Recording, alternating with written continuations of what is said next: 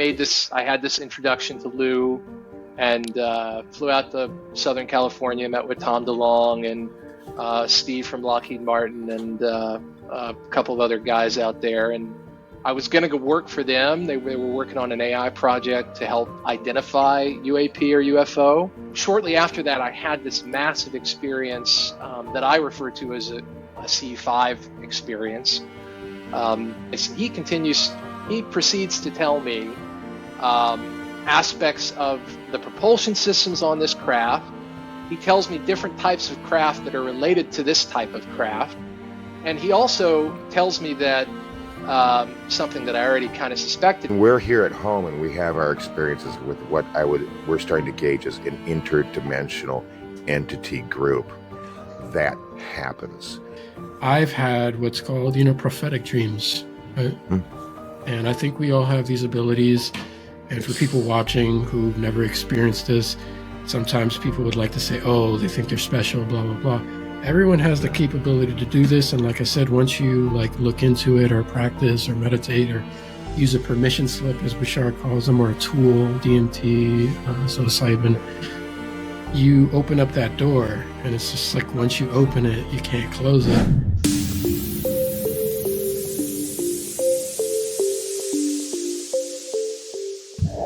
Everyone, welcome to the Transcendence Podcast. I'm here with some familiar faces. I have Gray here and my friend John and newfound friend Morpheus from TikTok. And we're going to be talking about UFOs, UAP, consciousness, near-death experiences, how it all relates. So let's get started. So Chase, tell us a little bit about yourself and how you got brought into this phenomenon. How did this all get started for you? Yeah, Christian, I appreciate you guys having me on. Thanks so much, Gray and Jonathan. Yeah, thank you for coming on. Really happy to be here with you guys. Oh, it's a pleasure, all mine. Same. Couldn't have a better day before Thanksgiving. For real. So like Christian said, my name's Chase. I go by Morpheus on TikTok. I talk a lot about my experiences on there, and I've been heavily invested in researching the phenomenon for about the past 5 years. I calculated 3 or 4 weeks ago that I put something like 15,000 hours into really digging, outlining a book to try to put all of this together, because, I think one of the things that people miss when it comes to the phenomenon is things like ghost encounters, UFO, alien abductions, out-of-body experiences. They're all related. When you start to really dig into this stuff, you make those connections. I think all of you have made those connections. My background is in engineering. I've got a bachelor's degree in electrical engineering. I've got a master's degree in mechanical engineering. I mostly work with AI and machine learning and automated driving systems. So I got lucky about 10 years ago, and I was working this corporate job, and it was a really big organization, and I just became a global subject matter expert in self-driving tech. So there for a couple of years, all I really did is I flew around. I went to Ford, I went to BMW, I went to all the automakers, all the companies that were invested in self-driving tech, and looked at all their tech and sat in all their tech and opened up all their tech. So that's mainly what now. Most of my days are kind of, I've got a project right now that I'm working on. It's give me a presentation about how the semiconductor market looks and what this means for really boring stuff, honestly. But in my spare time, which is usually more than my work time, I research this stuff. And I started doing this heavily 5 years ago because I had an in with some people that were about to come out nationally and globally as kind of like whistleblowers. So you guys know Lou Elizondo with ATIP, formerly ATIP, which is now AWAS, or I don't know what it's called now. But I made this. I had this introduction to Lou, and flew out to Southern California, met with Tom DeLong and Steve from Lockheed Martin, and a couple of other guys out there. And I was going to go work for them. They were working on an AI project to help identify UAP or UFO. but I ended up not taking that opportunity, but staying in contact with them. So shortly after that, I had this massive experience that I refer to as a C5 experience, in which I didn't have a podcast. I wasn't formally interviewing anybody, but I was in my spare time, in my free time, I was calling other experiencers that had seen comparable things to what I had seen when I was 15. And so when I was 15 years old, I saw a triangular craft about the size of a shopping mall, and it was backwards, meaning the base was its leading edge, and it was also perpendicular to grade. So it was like this, and it was moving, quote unquote, backwards, probably at a mile an hour. It had a light on every corner. The lights on the leading edge in each of those corners were white, and they were steady. They weren't blinking or anything. And then the light at the tip of the triangle, or the rear of the craft, from my perspective, was red, and it was blinking like an aircraft light. But when it would blink, I could see the whole side of the craft, well, 3/4 of the side of the craft that was facing me. And it looked like a truck bed that had a flat black spray-on bed liner. It had the ridges that were perpendicular to the base of the craft. And, it was probably 150 feet away. I mean, I could have hit it with a rock or something if I really wanted to. And I was always curious. I was really curious about that, because there were a couple of aspects to the experience that didn't make any sense. Like, I know I've gone off on a tangent here, but it plays into what I was going to say. No, please. One of the aspects to this experience was that this was a really busy residential road. And even though it was about 11 o'clock at night when this happened, over the 20-minute time frame, and because this vehicle is moving very slowly, the 20-minute time frame in which it traversed the sky in front of me, there were no vehicles that passed by. And I remember in the moment thinking, at some point somebody is going to come around the bend, and they're going to see this thing, and they're going to slam all their brakes, and they're going to go, "What the hell is that?" And they're going to get out of their car and freak out, and I'm going to be able to go, "Yeah, right? Like, what is that?" And that never happened. And the other weird thing was that my mom was asleep on the couch. And so when this thing first came into my view from behind the tree line, I ran inside to get a camera. We didn't have digital cameras at the time, or if they existed, we didn't own one. But there was a regular camera on the table inside, and either the batteries were dead or the film had been used up. I don't remember which. But when I ran in to get that, I yelled at her, and she didn't wake up. And I may have even shook her a little bit, and she didn't wake up. So I go back outside, and I watch this thing continue to traverse the sky until it's out of sight. And immediately after it's out of sight, my mom's at the front door, and she's staring at me in the front yard, and she says, "What are you doing?" And I go, "Well," I tell her, and I say, "Let's jump in the Jeep. We'll drive down the street. It's right there." She said, "No, we're not doing that." I said, "Well, I'll walk down the street. Like, I don't care if you come with me or not." She said, "No, you're not doing that." So she was frightened. She obviously knew that whatever I saw was real, and she was frightened by it. And I don't believe she had any reason to be. But later on, I bring this up to Lou in Southern California after we talk about this project, and I'm sitting there with him and Tom. We go off somewhere else, and I talk to Lou about this experience, and he proceeds to tell me aspects of the propulsion systems on this craft. He tells me different types of craft that are related to this type of craft. And he also tells me that something that I already kind of suspected was that when you're close enough to these vehicles, you're in kind of a bubble that affects space-time. And that was the reason why I didn't see vehicles coming, was because they were coming, but time was moving slower for me than it was for them. So that's probably a terrible introduction to who I am, but no, that was good. Yeah. No, you actually made a lot of questions come into my head, and some are maybe not as important, but kind of based on your personal experience with dealing with Lou and Tom. But as you're describing your experience with I'll just say backwards triangle. One of my first thoughts when you started to say that you're waiting for another vehicle to see it. You're waiting for other people to see it. You know, you couldn't wake her up. And I was thinking, okay, is this because there's some kind of, you feel like you're in a bubble, or like there's some kind of bubble around you? Now, Melissa and I, when we have our experiences here at home, we feel this bubble. She describes it as almost like you're in a snow globe. Okay, and there's everything else is going on like normal around you, but and nobody would be able to sense it but you, kind of a thing. Right. And we, without going into large detail about that, when we're here at home and we have our experiences with what we're starting to gauge as an interdimensional entity group, that happens. It happens pretty much every time. It's not a temperature drop. It's something, it's like an atmospheric almost, but I'm not talking like thunder and lightning and that kind of stuff.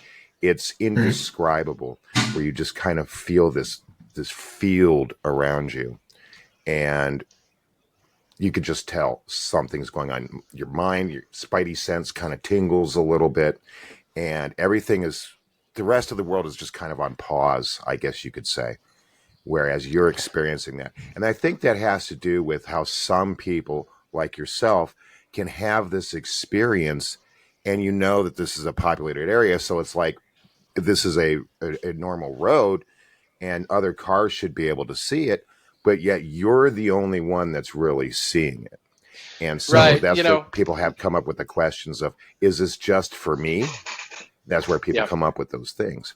So go ahead. Yeah. Sorry. That makes sense. And I honestly, Jonathan, I don't know if I ever asked myself that question. If it was just for me, I don't think I've ever even considered that. But I do remember in the moment, we had a next door neighbor that was kind of an older guy that had probably just retired, and I thought his name was Dick, and I thought, it's like 11 o'clock, his lights are off, so he's obviously asleep.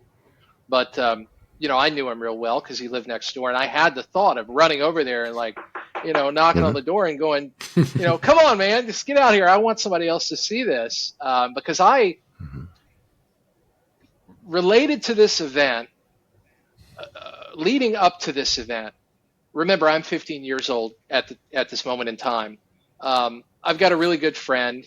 His name's James, and we talk on the phone all the time at this age. And one of our favorite pastimes to do is I've, for whatever reason, decided that I'm going to pretend that I'm an alien and tell him that he's also an alien, but he's lost his memory, and tell him all about this planet and this world and this spacecraft that we came in. And I make all this stuff up. And part of this story is that there are scout ships that are triangular craft that come down. They're what traverse the space between the main craft and the planetary body. And so I'm telling him this. And so when I actually have this experience, I'm on the phone with him. I've got him on a wireless phone, right? We didn't have cell phones back then. I'm on a wireless phone out front. I've just gotten home maybe an hour earlier from helping my mom do some stuff. And I'm standing out front and I'm talking to him, and I'm looking at the sky, and I'm studying what I think at that moment in time is a satellite. It's a multicolored light. It's a light that's changing colors. Now, years later, I realized this is an aspect of astronomy, that if a star is at a certain level in the sky, that you get this effect through the light coming in through the atmosphere and everything. But I remember the conversation, and I remember saying something to him like, I wonder, if the different colored lights are a way that they transfer the data down to the base station, and I'm just kind of speculating. And then I see this triangle, and I mentioned to him, there's a effing triangle UFO in front of me. And he thinks at that moment in time that it's part of the game. But I talk about this for, 10 years after the fact. Still now it's like more than 20 years after the fact. And, at some point he realized that this wasn't a part of that game. But what are these are the things that always really make me scratch my head, especially early on in this process of discovery, because the level of likelihood, right? The numerical probability of me talking about a triangular craft in a story that I'm telling a buddy of mine and then seeing it, this is not very high. It shouldn't be very high, right? Yeah. So that's really interesting. That's one of the early experiences. Yeah. In my research, and I just finished reading. There's a lot of these books, but there's like 7 or 8. And Dolores Cannon has a book series called The Convoluted Universe. She's a hypnotherapist, for those that don't know, no longer with us. She interviews people, near-death experiences, abductees.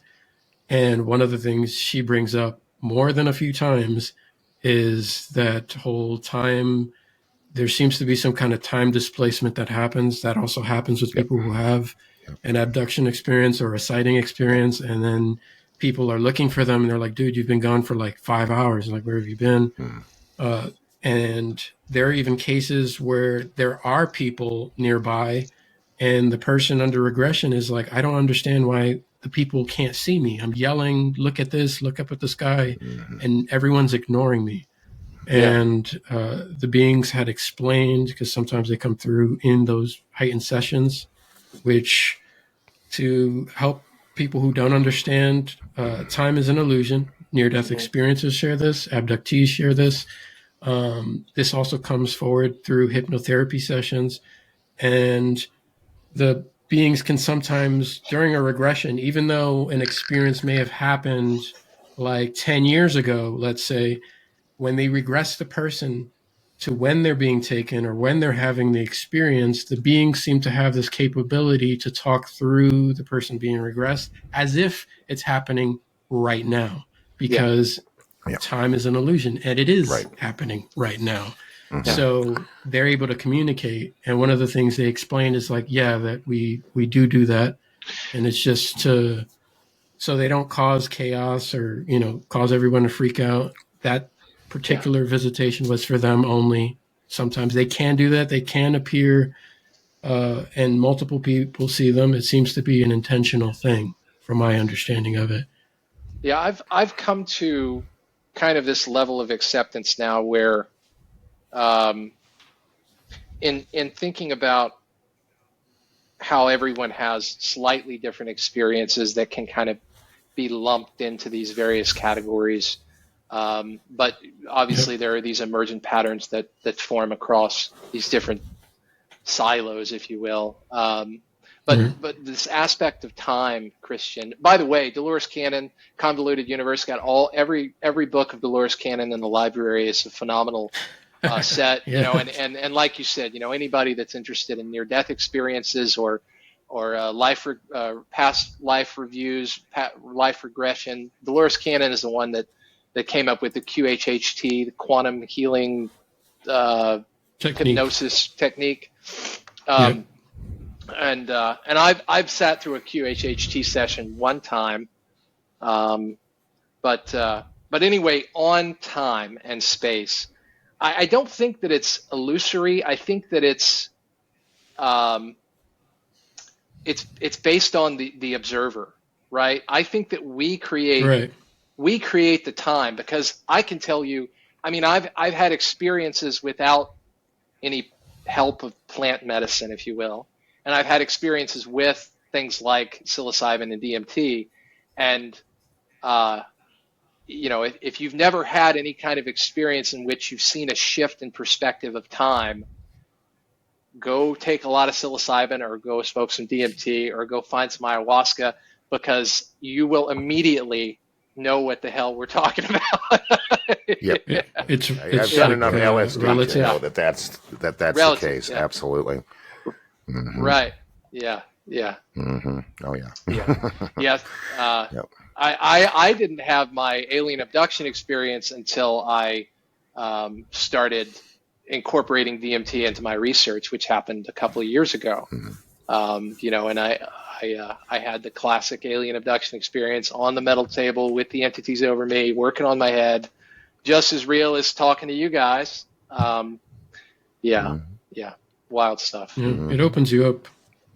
It does. And I feel like this is something that came up when talking with Mr. Cameron, is that once you open up those doors, there's just no going back. Like it just, that's what started happening. I mean, once I started searching, meditating, doing that kind of stuff, the experience start to flow in.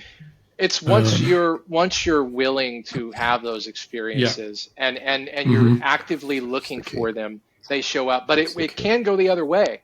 You can decide that you don't want to have anything to do. If ghosts start showing up and you're scared, and you make the decision internally or externally, vocalize it and say, like, I don't want to have this anymore, it will go away.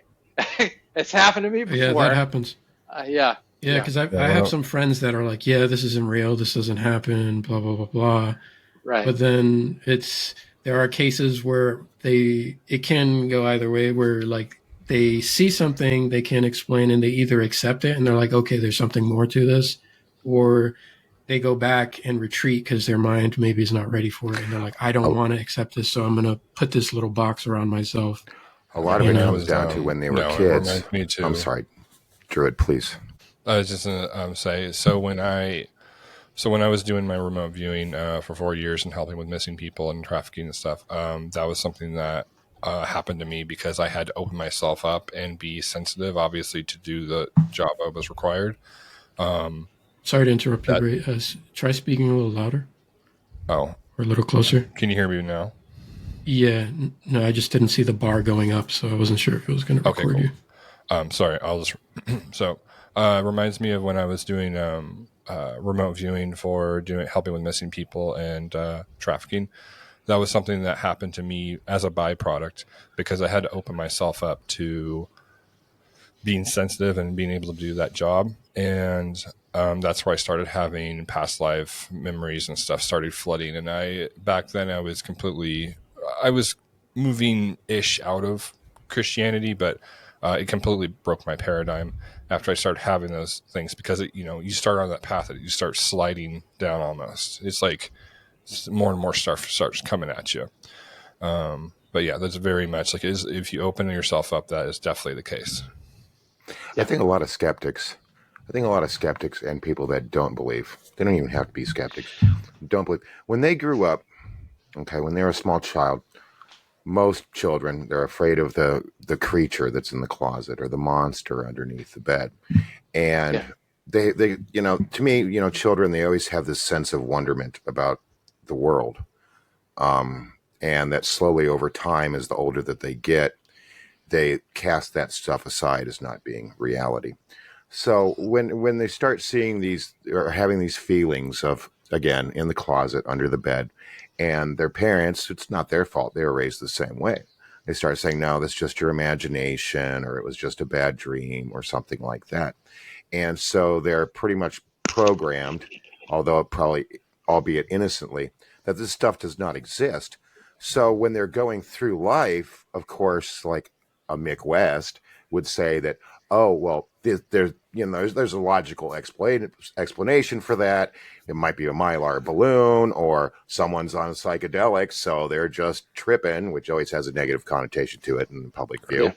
And what he's really doing is, whether he realizes it or not subconsciously, that's my opinion, that he has not dealt with the fear.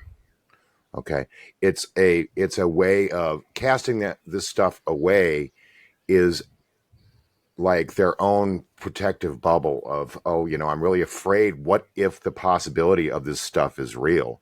And so it's easier for me to just deny any of this is reality and cast it aside and be a skeptic, because essentially I'm still afraid of the monster that's underneath the bed. Right. I haven't come to terms with that. Now, there's some people that, of course, just through hearing consistently that this stuff does not exist, they don't even think twice about it. If they hear about it, like let's say they hear about Grush going to Congress, they'll pay it really no attention. Hey, I still got my bills. I'm still struggling to survive, yada, yada, yada. And so they're not really aware. Right. Got to pay the bills. And so are they going to ever really see a craft in the air like Chase did? Yeah, And if they did, they're just going to go, oh, well, that's got to be a party balloon. Like, the footage that they showed in what was it, Syria? It's like, oh, it's a silver party balloon. I'm thinking, okay, maybe my outlook on Syria is different than what's really going on because of what the government tells us. Maybe they have parties all the time in their small little, Oh yeah, yeah, Jonathan, come on! huts. And the Spider-Man, the Mylar foil balloon, they sell those on every street Yeah. corner over there right now. Yeah. And the model on the plane, and she's taking this footage of the UFO going. Oh yeah. Nope, that's a Mylar balloon. And then we had something going on in Wisconsin to where it was like people were seeing, multiple reports. It was on their news about, a Tic Tac going really fast, and they've got it in slow motion and everything else. And I read somebody's comment. This is on Reddit, so take it as you will. He said, well, it could possibly be a water heater rocket. I'm going, a water heater rocket is going to shoot from one side of the state to the other side of the state. That's damn good. And I was just like, you know what? It gets to the point. I'm sorry, I've kind of lost my tangent here, but it almost gets to the point to where these explanations, these logical explanations, are actually more far out there than believing that they're UFOs. I mean, honestly, like, again, Syria, oh, it's just a party balloon just floating by itself. It's silver. And one more thing, and then I'll shut up. So what you had said earlier, Chase, when you were doing your introduction about this, I know you're laughing because I never shut up, about this triangle continue. moving slow. Yeah. And this goes to Lou Elizondo, okay, which I want to ask you about at some point in time, about the five signs that something is a UAP. I still use the term UFO. I'm old school like that. I'm 51. And it's like, okay, making like the Tic Tac where it's zigging around, and there's no explanation for it. And of course, the skeptics will say, well, see, that party balloon doesn't do that. Mm-hmm. It's nowhere written, even if we have absolutely no understanding of this stuff, that they can't go slow. Yeah. If they can go fast, they can go slow. They can appear to be like a party balloon, but not everything's a Mylar balloon or Santa Claus. Or an airplane. Not everything is right. Well, the Santa Claus thing, that kind of, and airplane stuff like that, that goes to like the flash memory, the screen memories that Whitley Strieber talks about, and that's a whole other can of worms. But it's just like, if now we've got balloons, which is classic from the 40s and 50s, balloons, and then you have miners with jetpacks. This is what the skeptics want you to believe. Miners with jetpacks, skydivers with flares, which there are some skydivers that have flares attached to it, but all over the place all of a sudden, there must be some kind of secret. And then you've got water heater rockets. How about, I don't know what that is. It seems like it might be from out of this world or transdimensional or whatever. That sounds kind of, to me, I mean, maybe I'm woo, but that sounds to me like it's more reasonable than to think that there's like some skydiver with flares that's releasing Mylar balloons as they're going by. Yeah. I'm sorry. Let's look at it, people. Think with your mind, not with not even me, not with what people are telling you. Have some independent thought. And that's the new thing. Critical thinking has now become denying any possible existence that we're being visited, or that there's technology in the sky, or there's entities that are talking to us and having communications with us. That's now not critical thinking. Critical thinking is doubting that and believing exactly what the in the know people and the government are telling you. That's now critical thinking. So it's kind of gotten flipped over. That narrative's been flipped over. So sorry. I just wanted to say that I've come to, somebody said it first, I think what's his name? Jason Shirka, TLS, Unified TV. He had mentioned, I completely agree with this. He mentioned that truth is really individual because there's always a way out. There's always a way out to admit that something's not real. It was a balloon.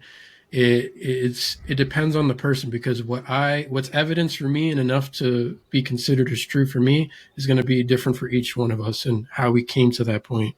So there's always a way to deny something, especially if you don't want to admit it. And humans seem to be, very arrogant, as if we've figured everything out already, when we've know more about space than we do about our own oceans, because we haven't even gone to the very bottom, the depths of it, at least publicly. So it's just like we act like we know everything, and that's how science has been progressing, that one death at a time, because you'll have like one scientist or whoever saying that this is true, and then 20 years later we're like, oh, actually he was wrong, and they're like, oh, well, we got to scratch that out, we were wrong. And we just keep opening up ourselves, and we have to be open to being wrong, but we also have to admit that we don't know everything, and it's just we're still learning. We're not a glass full of water right now.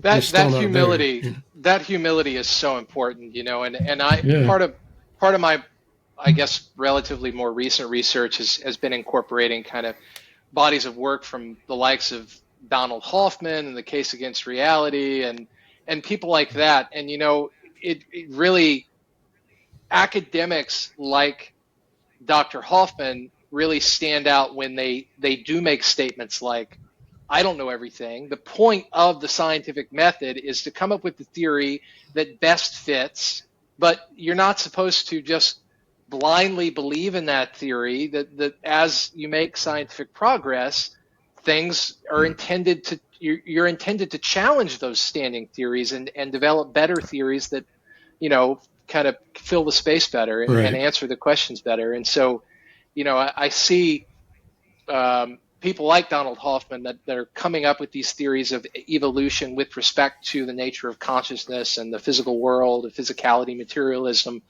as having that humility, and recognizing that they don't know everything. And I would say, Jonathan, you mentioned. Oh no, go ahead. Oh no, please go ahead. Continue your thought. Oh, I was going to respond to what you said about Lou and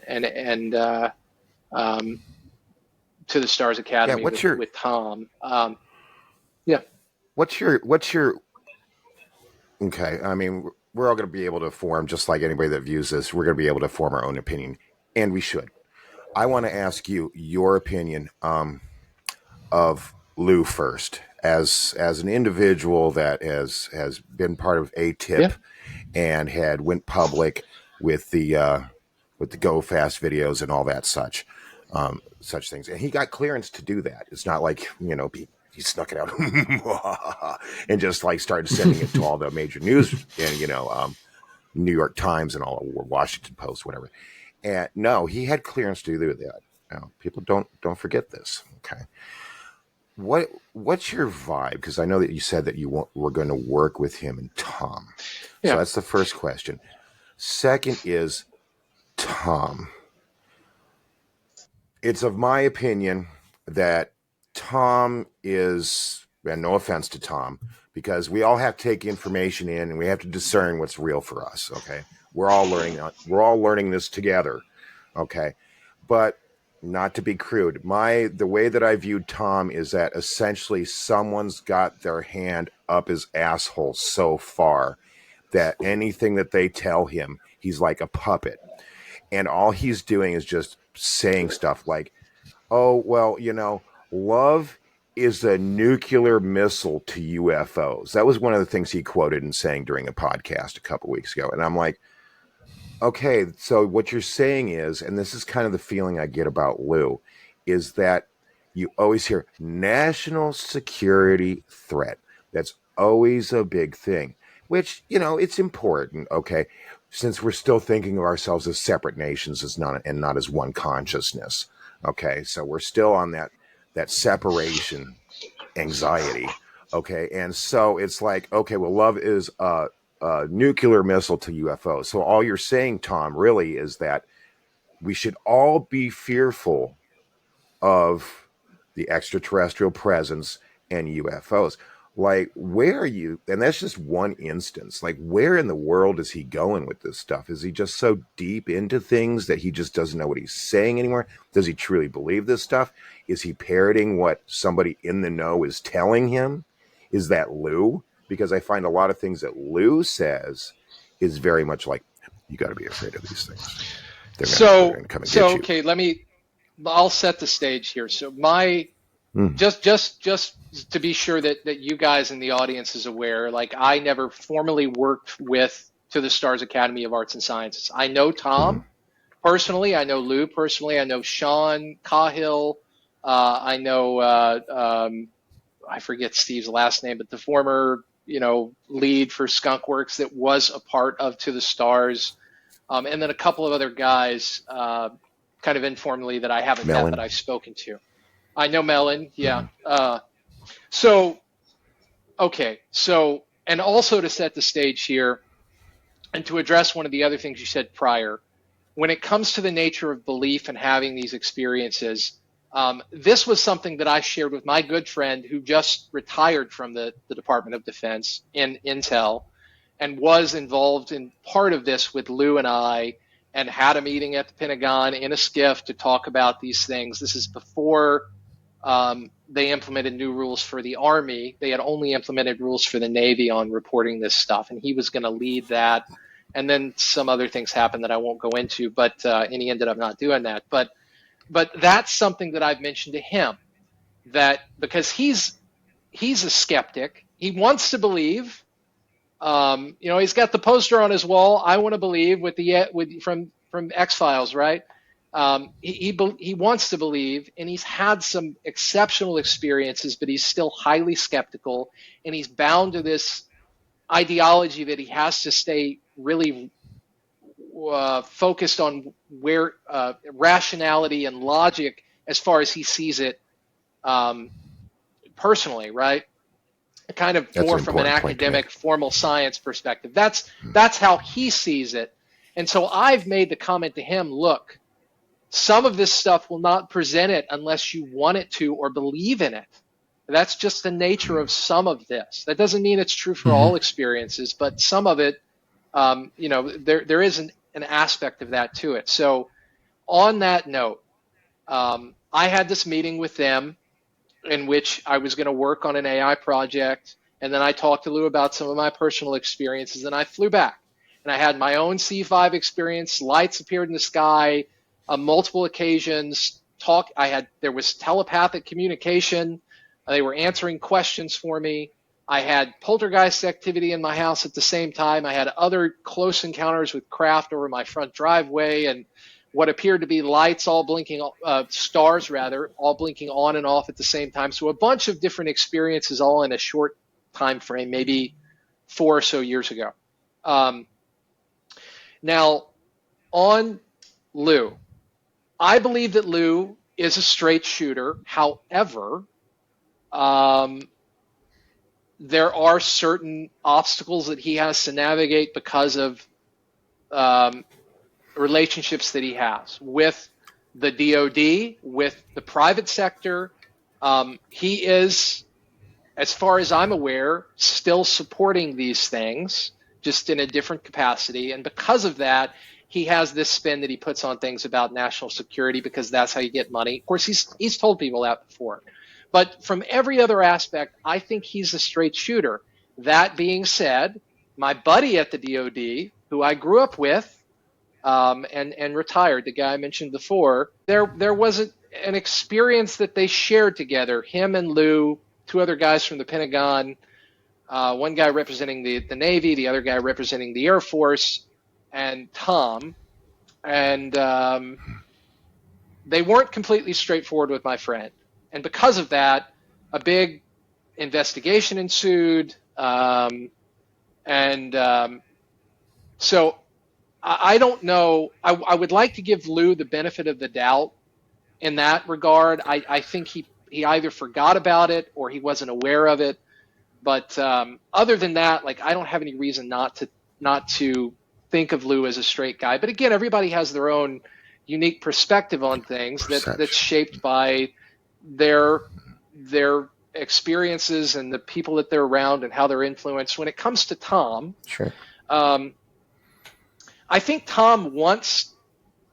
I think his desire is to convey the truth, but things like that, like I don't agree with Jonathan. Like what you said about what Tom said, that love gets rid of UFOs or whatever the quote was. Like I too would listen to that and go, oh, here we go again. Like that's there's some of that is true, but Right.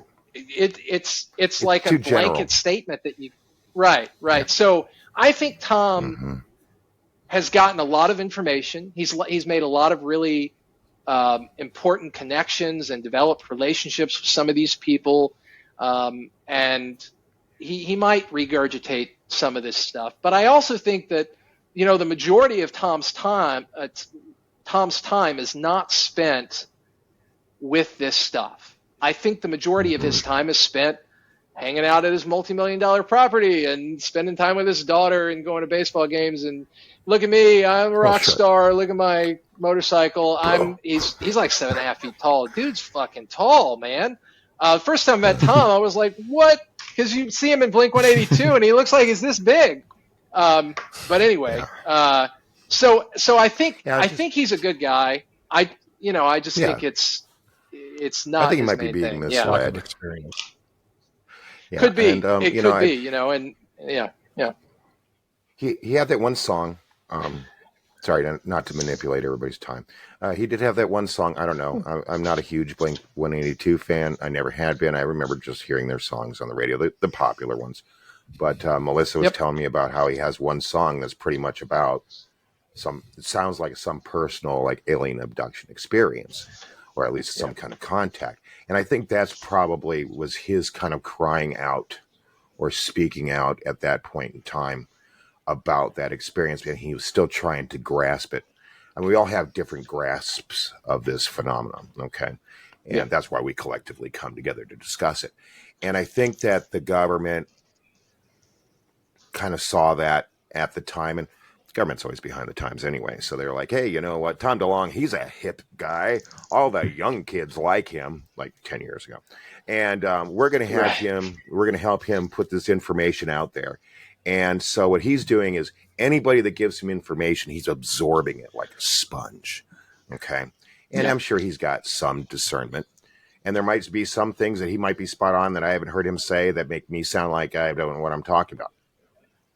Newsflash.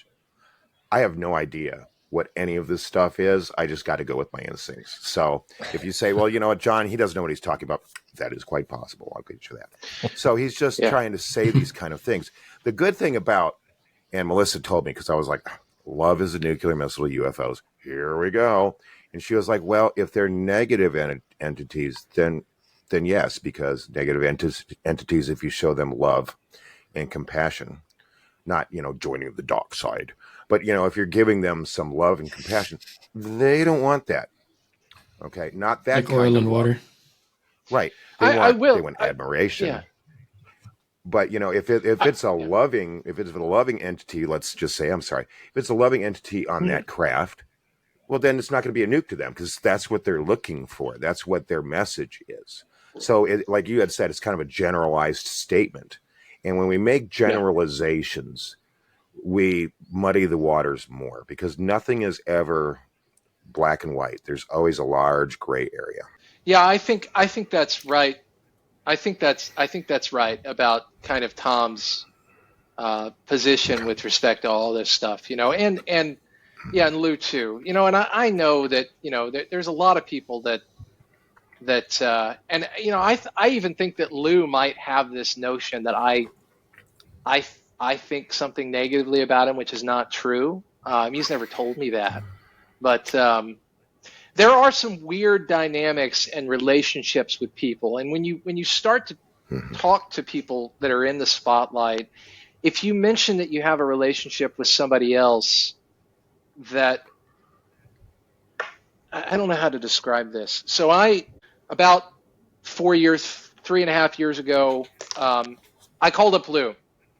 This is right before COVID, right before we all went on lockdown. And I had acquired this. I decided I was going to build an overlanding vehicle, and I had some extra cash, and so I bought a Land Cruiser, and I completely restored it. It was a 100 series, so it was a 1999 model. If you don't know anything about those vehicles, it's totally fine. But they're some of the most reliable vehicles on the planet. And I mean, you 800,000 miles, go over almost any terrain. I mean, they're phenomenal trucks. So anyway, I bought one, and I said, you know what? My background is in instrumentation controls. I'm going to put a hyperspectral imaging system on top of this truck that's got a 15-mile range. I can see 8 pixels across the target at 15 miles. I'm going to use AI, narrow AI, so that it'll track the target in real time. I'm going to download all the missing 4-in-1 information, all the UFO reports, everything onto a map, and I mean, I really, at this point, I was like $70,000 into building this vehicle, right? And so I call up Lou and I say, hey, here's my instrumentation stack. How does it compare to what you guys were using at ATIP? And he called me. I texted him on, there's a secure text app. I forget what it's called. That's what he uses. And he called me up, and he was really excited by this idea. And he said, hey, can you make a presentation? I want to present this to the STARS team. You can present it to me and Tom, and then maybe they'll pay for it, or maybe we could go on a show or whatever. So I put together this presentation. I talk about the control system and what we're doing at hyperspectral imaging, looking at ultraviolet, infrared, visible, all this stuff. And they've got a bunch of thoughts. And Tom is like, we could take this to Angel and Airways concerts. We could take it on,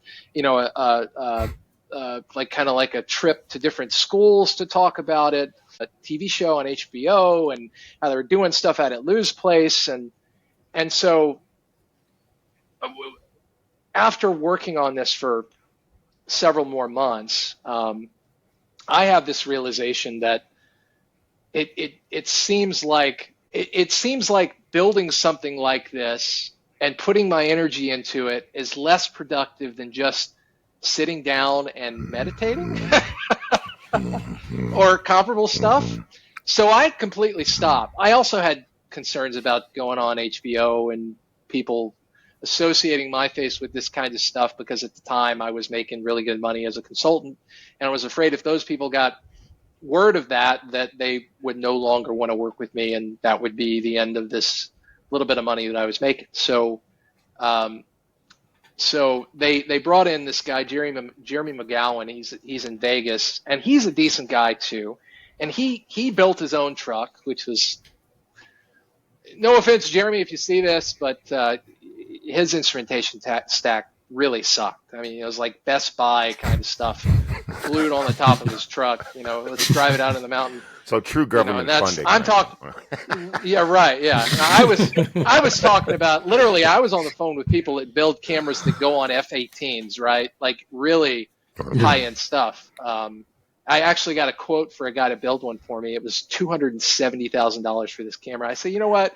I can build it for about $5,000. You just fucking don't call me again. But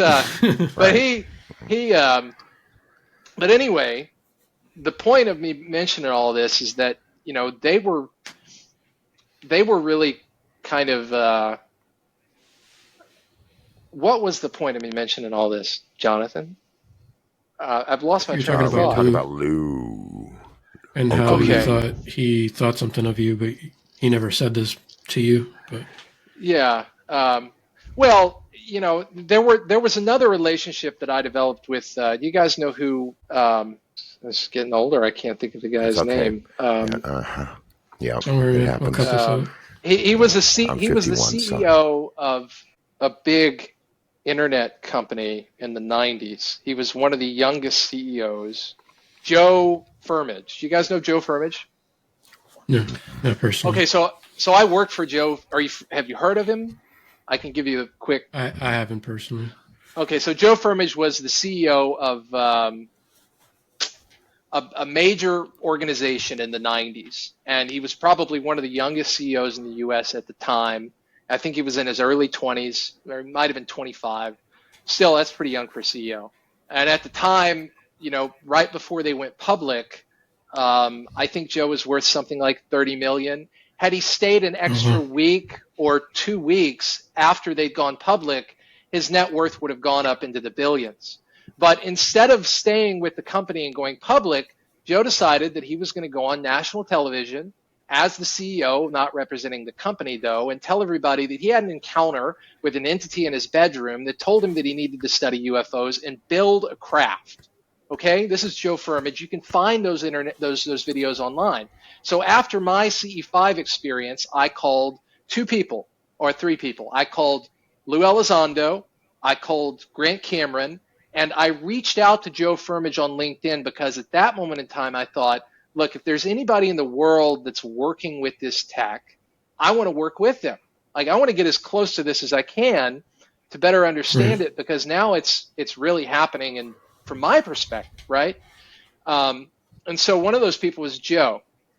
And Joe immediately said, yeah, I'll hire you. And I thought, well, that's the easiest job I've ever gotten in my life. And in a week, I had a job, like a signed agreement, letter. He wanted to hire me as the CTO of his company. And so I was essentially the CTO for Joe Firmage for a while, although I never really got paid. I got a little bit, but that's a really bizarre kind of dynamic. And anybody that's worked with Joe knows that. The reason I bring this up is because if you mention Joe Firmage or his associate, which is Ron or Ronald Pandolfi, who used to be the head of the weird desk at the CIA. Grant talks a lot about Ron as well, Chris. And so I was in communication with Ron and Joe for about a year and a half, 2 years. And I was doing work for Joe, and he's building this device, and he's trying to raise funds to build this device and to hone it. But there's some weird dynamics that happen, and that's why I bring this up. So as an example, the first time I call Ron, he wants to talk to me because I'm working with Joe. And he's in the car, and I say, hey, I'm being real straight with him. I know the guys over at To the Stars. I know Lou. I know Tom. Ron hangs the phone up on me. Just click. Like, it's very obvious he hung up on me. We didn't get disconnected. So he proceeds to tell Joe that I'm a Scientologist and I'm a spy. And so there's a whole bunch of crap that comes from that, but we get over that. I'm not a spy. I'm not a Scientologist. Don't have anything against people that are, but Wouldn't whatever. a spy say that? Yeah, well, I mentioned that to my buddy at the DOD, who happens to have just retired that's what he was. Right. And Right. and he didn't think so. He thought the guy was, kind of out there, but whatever. So I mentioned to Lou and Sean Cahill, who's one of Lou's very close friends. Sean was the chief warrant officer on the USS Nimitz during the Tic Tac event.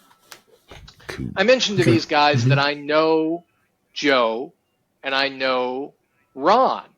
And I also mentioned to them that I know this naval officer who currently resides in the Northeast, who is a big-time experiencer.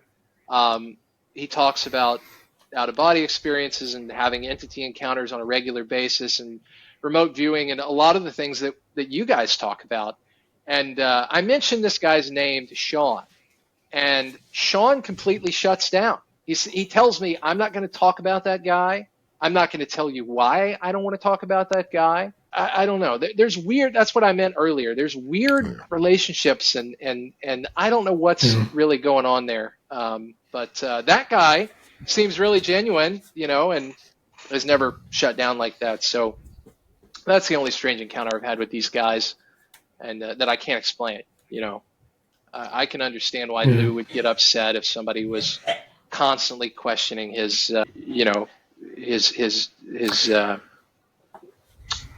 I can't think of the word. What he says, credibility, I guess. Yeah. The only thing, the one big thing that sticks out to me with Lou is just like the way I pick up information is, especially if it's some weird information I've never heard before, I can't say for me it's true yet. I'm not dismissing it completely. I put it on the mental bookshelf and I'm like, okay. But then when I notice patterns. So it's like when I keep seeing things reappear, and that's happened in my near-death experience and UFO research, abductees, all that. Then I started to pay more attention to that one thing. I'm like, okay, where else does this pop up? Yeah. And one of those people for me who was just hitting the nails on the head for like the information that I was looking into was Dr. Stephen Greer. Thank you. And, you know, when you listen to his messages and stuff, he goes into the UFOs phenomenon. I'm sure he talks about 0-point energy as well. He also talks about consciousness, meditating, and how to conduct the CE5. I believe he's the one who coined the term CE5, I think, right? Close Encounters of the Fifth Kind. Yep. And he went to France and to do a demonstration because the French government asked him to. And it's just love-based, you know, just more positive stuff. It's not like, you know, you have to pay anything to do this. It's like, hey, this is all you got to do. You meditate.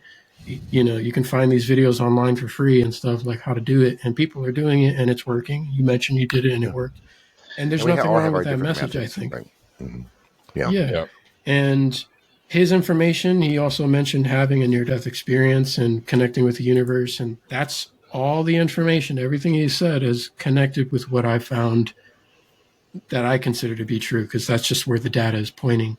Yeah. And then there was an interview with Lou, I forgot what podcast this was, and they asked him about Greer. And he's like, a terrorist. You know, like, yeah, like I don't talk with terrorists. And I was like, yeah, I mean, come on. I was like, what? I was like, how is Greer a terrorist? Yeah, so I was just like, that made me kind of like shift my perspective. Like, why is he saying Greer's a terrorist? Because it's just like, I haven't come across it. I thought of like maybe because he's talking about the free energy stuff and the government's keeping free energy, which is a whole nother topic.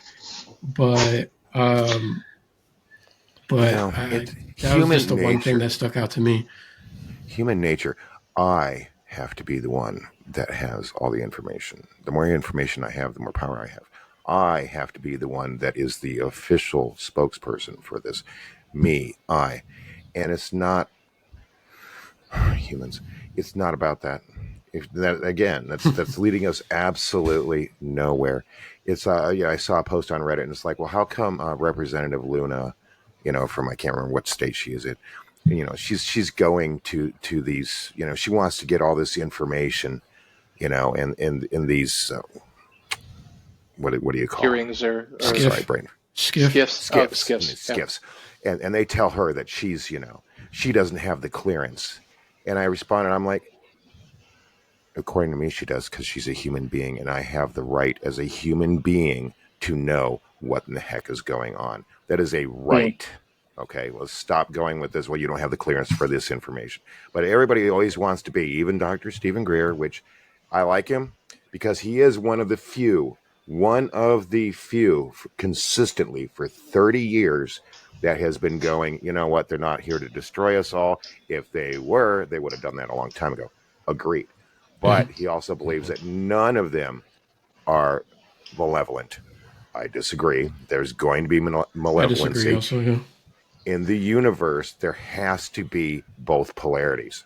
There has to be. If you had it all light, it would implode upon itself. If you had all darkness, it would implode upon itself. There is a duality. Okay, as much as I would love for everything to be pure light, the universe does not work that way. So it's just one of those deals to where, can we just stop trying to be the authentic source of this information? Put away your humanity and your greed. Okay, whether you're a grifter or not, knowledge leads to greed as far as keeping it to oneself. Come together as a group, put those differences aside, Lou, Steve, and work together, because it's not about you two. It's not about any of them, and it shouldn't be about them individually. It's about all of us. And this is what I really like about Grush. Now, I haven't watched that whole Joe Rogan podcast yet with Grush. I'm about 3/4 of the way through. And you know what? And when he first came out, I was like, yeah, I don't know. Okay, because he made a lot of claims on News Nation. Okay. And the more I see him being interviewed, and especially with this recent one with Joe Rogan, I'm like, you know what? He is putting everything on the line his whole career. I don't feel like about him like I feel with like Tom. He's coming out and he's saying this is what people have told me, and I've researched this stuff over and over and through, and this verifies this and this verifies that. It's not a wall of, like, let's say some QAnoner that's put all these pins and stuff and they got all this string. No, he's gone through everything, and a lot of things are backing up these claims, and he's putting himself on the line. It is not insignificant if someone goes in front of Congress and testifies and lies. That's like, that's worse than losing your career, and so, he's going out with at least what he believes to be true, and he's putting himself out there. We did ask in separate sessions, actually. We just to throw it out there to test, because the rods were answering our questions when we were trying dowsing rods, and I did this with John as well. We asked about Grush if he's putting out information to the best of his ability with what he knows to be true to help all of us understand this. And in both sessions, they said yes, that he is. Yeah. He's not trying to like undermine us or trick us or whatever. He's a really good guy. What he knows. Yeah, he's a good guy. My buddy in Intel worked with him. He's a straight shooter. Yeah, he is. But he's limited. To me too. He's limited too. Yeah, I get it. Sure. Yeah, and I just I don't. Oh, sorry, Gray. Go ahead. You're kind of low a little bit. So I was just gonna say as well, like, one thing that I really did appreciate about the interview that he did with was Yes Theory and the other channel I don't remember off the top of my head, but he mentions how he's on the spectrum as well, and that's something why I like that he mentions. And I was like, oh, totally makes sense, because I'm like the mannerisms and stuff, the way he like articulates his information, I'm like, okay, that totally makes sense. And obviously he's going to be a straight shooter, so the stuff he's like, I can tell you this, I can't tell you this because of national security. He's not trying to be dodgy or anything. He's just like, yeah, this is what I've come across. This is what I found, and the only way that I could divulge information out, and also for my own family's safety, was to go public as a whistleblower. So that's totally made tracks, And can you guys still see and hear us? I can't see you, but it just says the live video will return when the internet improves on Chase and Jonathan. Okay, so it could be on my end. It's still recording. So don't worry, we can keep talking. I would add to that, Druid, too, that in addition to that, he has to be, look, the penalties and the potential issues that he could face if he does accidentally say something that's classified can be really, really severe. So he has to be really, really careful, like every second of the day, when he's talking about this stuff. Yeah. But I've never gotten the impression that he was trying to profit from this, or he just wants to do the right thing, and he feels like this is important. People should know, and he's trying. Yeah. He's between both oaths. Yeah, he's between the oath that he made while he had these positions, NDAs and all that stuff, and then he's also with just the country and the American people, and that's got to be Scylla and Charybdis. That's the rock in a hard place, and I don't envy him for that, and I don't envy what he has to go through, because he's still getting threats. He's got open investigations with the Inspector General about threats against him and his family, and it's so sad. Can we just stop? The aspect, just show a shred of decency. It is the aspect. I wanted to mention. I wanted to respond to something that you said, John, about there being the negative with the positive. Like I think I've recognized the fact that you have to have both in order to define one, right? But I don't know how I feel, to be honest. I don't know how I feel about the idea of there being negative entities. I've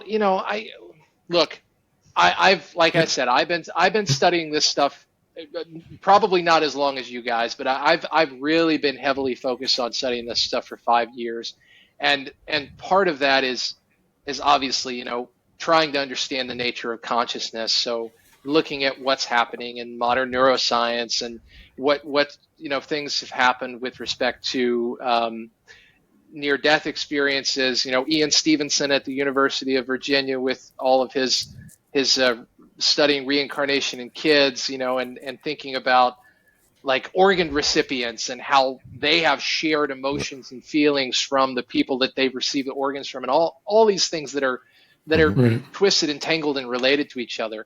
But part of that is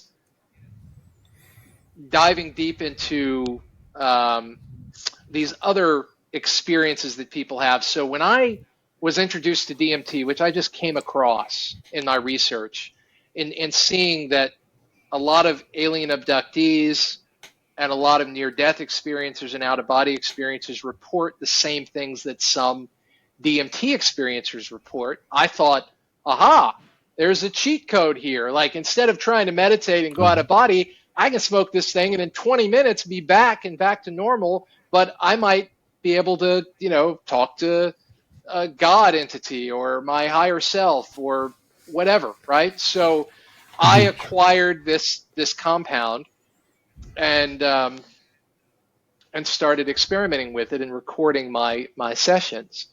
And prior to doing this, there was some guidance from various individuals out there about protecting yourself, because you want to meditate, you want to get into the right mindset, because otherwise, if you don't protect yourself, then negative entities can come in. And I've never felt the need to protect myself. I've always felt like I'm always protected, I guess. Like if I feel like if I feel like I'm at risk, then I'm at risk. But if I feel like I'm not at risk, then I'm not at risk, kind of a thing. Does that make sense, John? Yeah, Druid. Yeah. Druid and I have discussed this, and my theories about this are multifold, and I'll try to make it as succinct as possible. But as you notice, I have a hard time doing that. So first off, you get what you put into things. Okay, so what you invest in comes back to you. We put out. If you don't, a lot of people you see on social media, oh, you can have a lot of this money and you can have instant soul ascension within 4 hours if you really put your money. No, it doesn't work that way. Yeah, right. Okay. That's by the way, that's why I'm on this show, guys. You can buy the course. It's $99.99. You're going to go to soulless. Right. No, I'm just playing. Yeah, okay. Aaron Adke might back that up. Anyway, so it's sorry. It's just one of those things to where before I lose all my thoughts, because I'm only on 2 hours of sleep in the past 24 hours, what is negative for one, like let's say individual human, is positive to the next. Okay. And if they're focusing what is on positive for them, how were they getting that? Okay, so like a negative entity, okay, is one that, whether it be human or otherwise, one that uses, abuses, enslaves through physical or mental others in order to try to reach a certain point of ascension. I'm into the raw material. L&L Research did that. Those sessions, those channeling sessions, and Raw talks about those kind of things. Whereas a positive is still benefiting the self, okay, but they're not trampling on others to gain that next density of spiritual awareness and going towards the creator, which is the universe. Okay, so as far as negative entities and positive entities, it really has to kind of, through my understanding and my research, it does kind of have to do with what is your intent. Okay. Now, I can say that, I want to get this information out to people because I want to help them like I've been helped. Okay. And that still benefits me, because the benefit of one is the benefit of all, because eventually it just grows. That information grows. It takes a long time, but it grows. But as far as like the whole duality thing, and Chris, you're gonna probably have to edit this because I deeply apologize. I am all over the place, and I'm tired. My eyes are dry. Oh no, it's Yeah, staying. you're good, man. It's going to be all in there, man. Don't worry about it. It's just, yeah, you get what you put into it. It's all about the perspective in which you have. You know, I'm sure people like Donald Trump or somebody that has like all this knowledge and information. Not saying he does, but you know, somebody that's gatekeeping all of this information. Oh, you know, I can't let them know this. This stuff is they're not going to be able to handle it, and so what we would see as a selfish act, they may see as a kind act, because those people out there, you know, the public is not going to be able to understand what these entities are, and they could get really bad from there. You know, whole society's going to crash, religion's going to go down the tubes, and it's just going to, you know, they start projecting what's going on. It's like you have Israel and Hamas, and you've got, you know, Russia and Ukraine, and then what's the first thing people start talking about? Oh, here comes World War III, and it's just like, okay, here we keep going through these cycles all the time.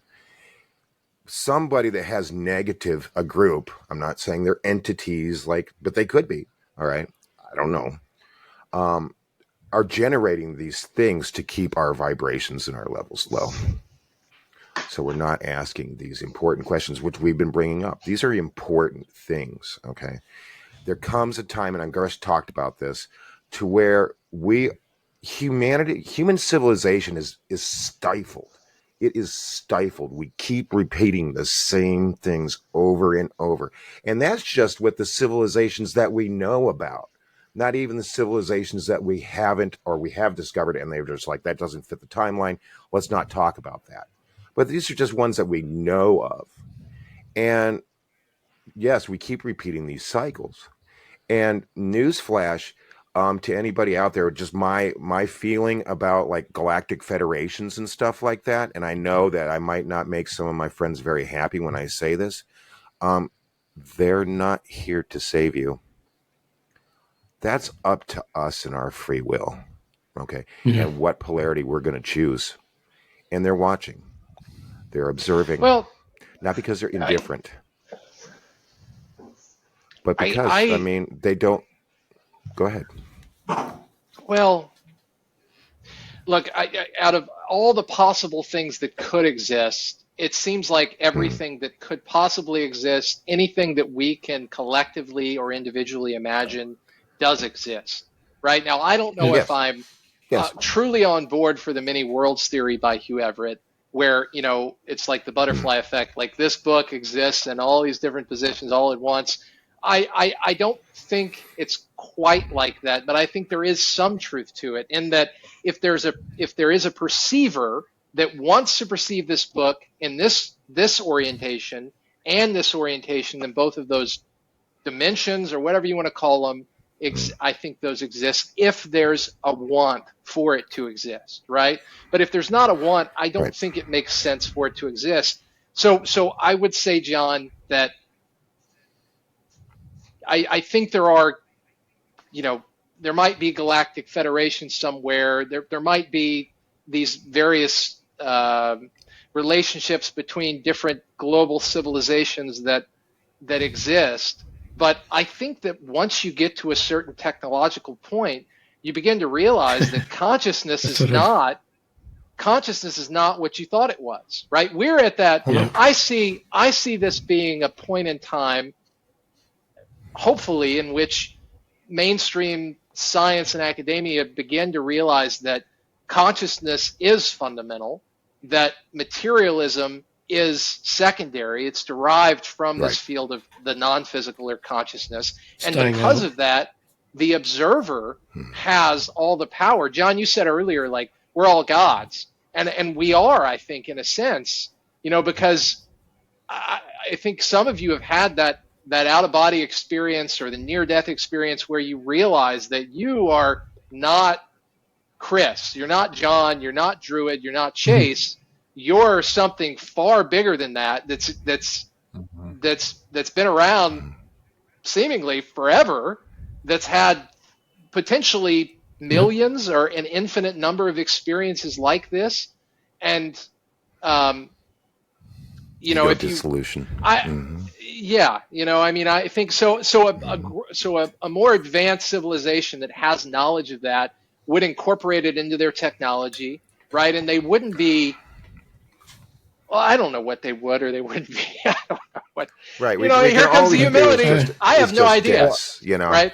Right. I think part of the discussion right now in the UAP circles of different people that are like boots on the ground is they've talked about is having trouble reverse engineering this because it's not fully, aspects of it are not fully physical, and also requires consciousness and an understanding that the people that are working on those projects don't understand fully.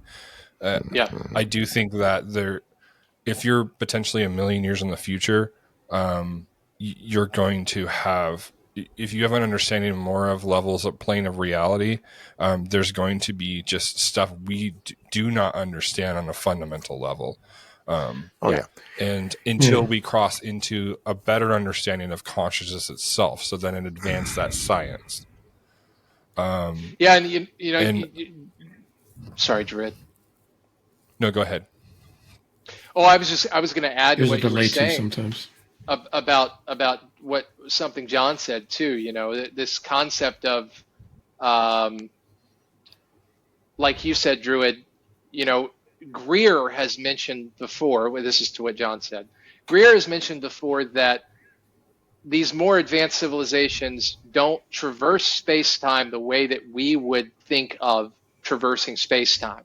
It's more about changing an aspect of how the craft is defined in space-time, and then you're instantly there, right?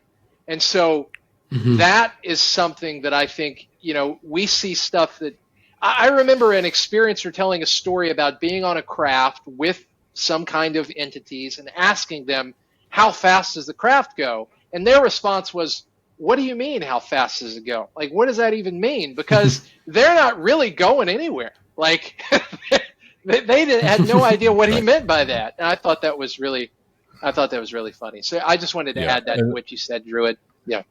Yeah, and that reflects as well, like when I was reading Willie Stryber's transformation, where he goes, we were talking about earlier, he takes his cat with him with one of his abduction scenarios, and they look at him.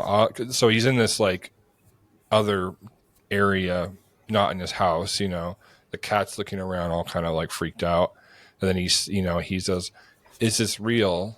And the entities look at him like, "What do you mean?"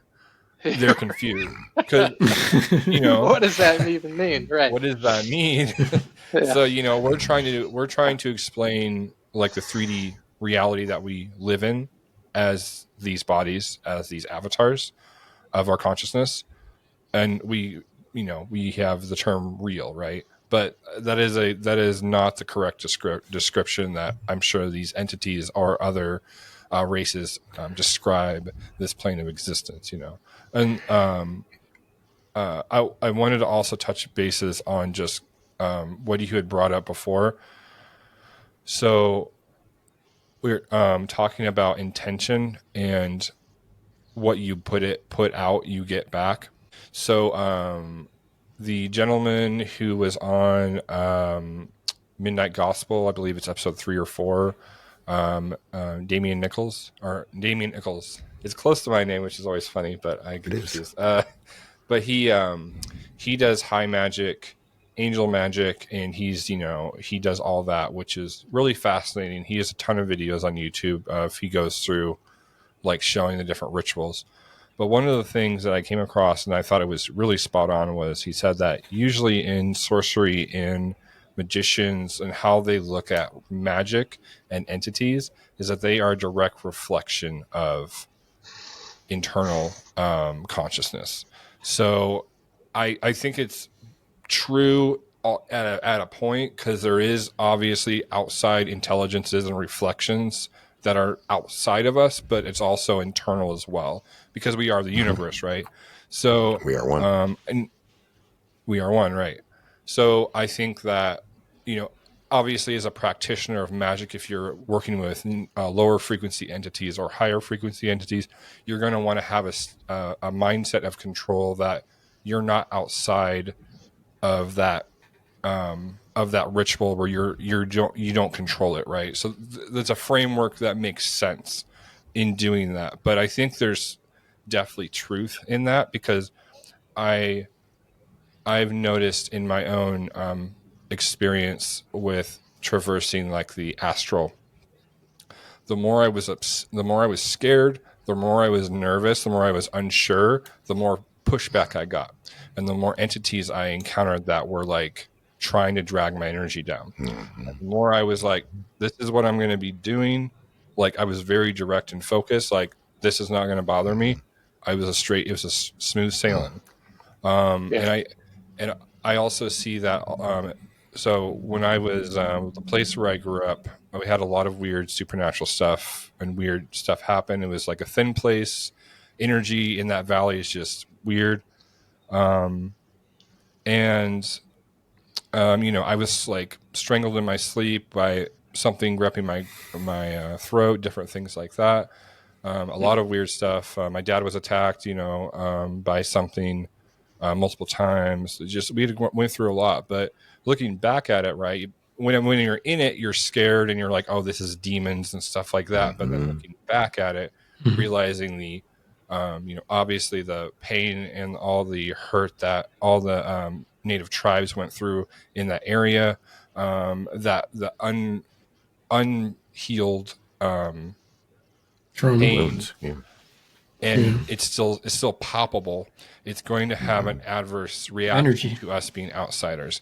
So it's like, as you slowly understand like intention, the universe, and how energy works in those areas, the more it's like, okay, I really do think that's how that works. And when you go through, let's say, abduction experiences, and you have traumatic stuff potentially happen where you have cover memories, and this happened to me last week, where I had my body reacted because I kind of realized one of my memories was potentially a screen memory, and I completely broke down at work. It was bad. And I was like, I don't know what's going on with me.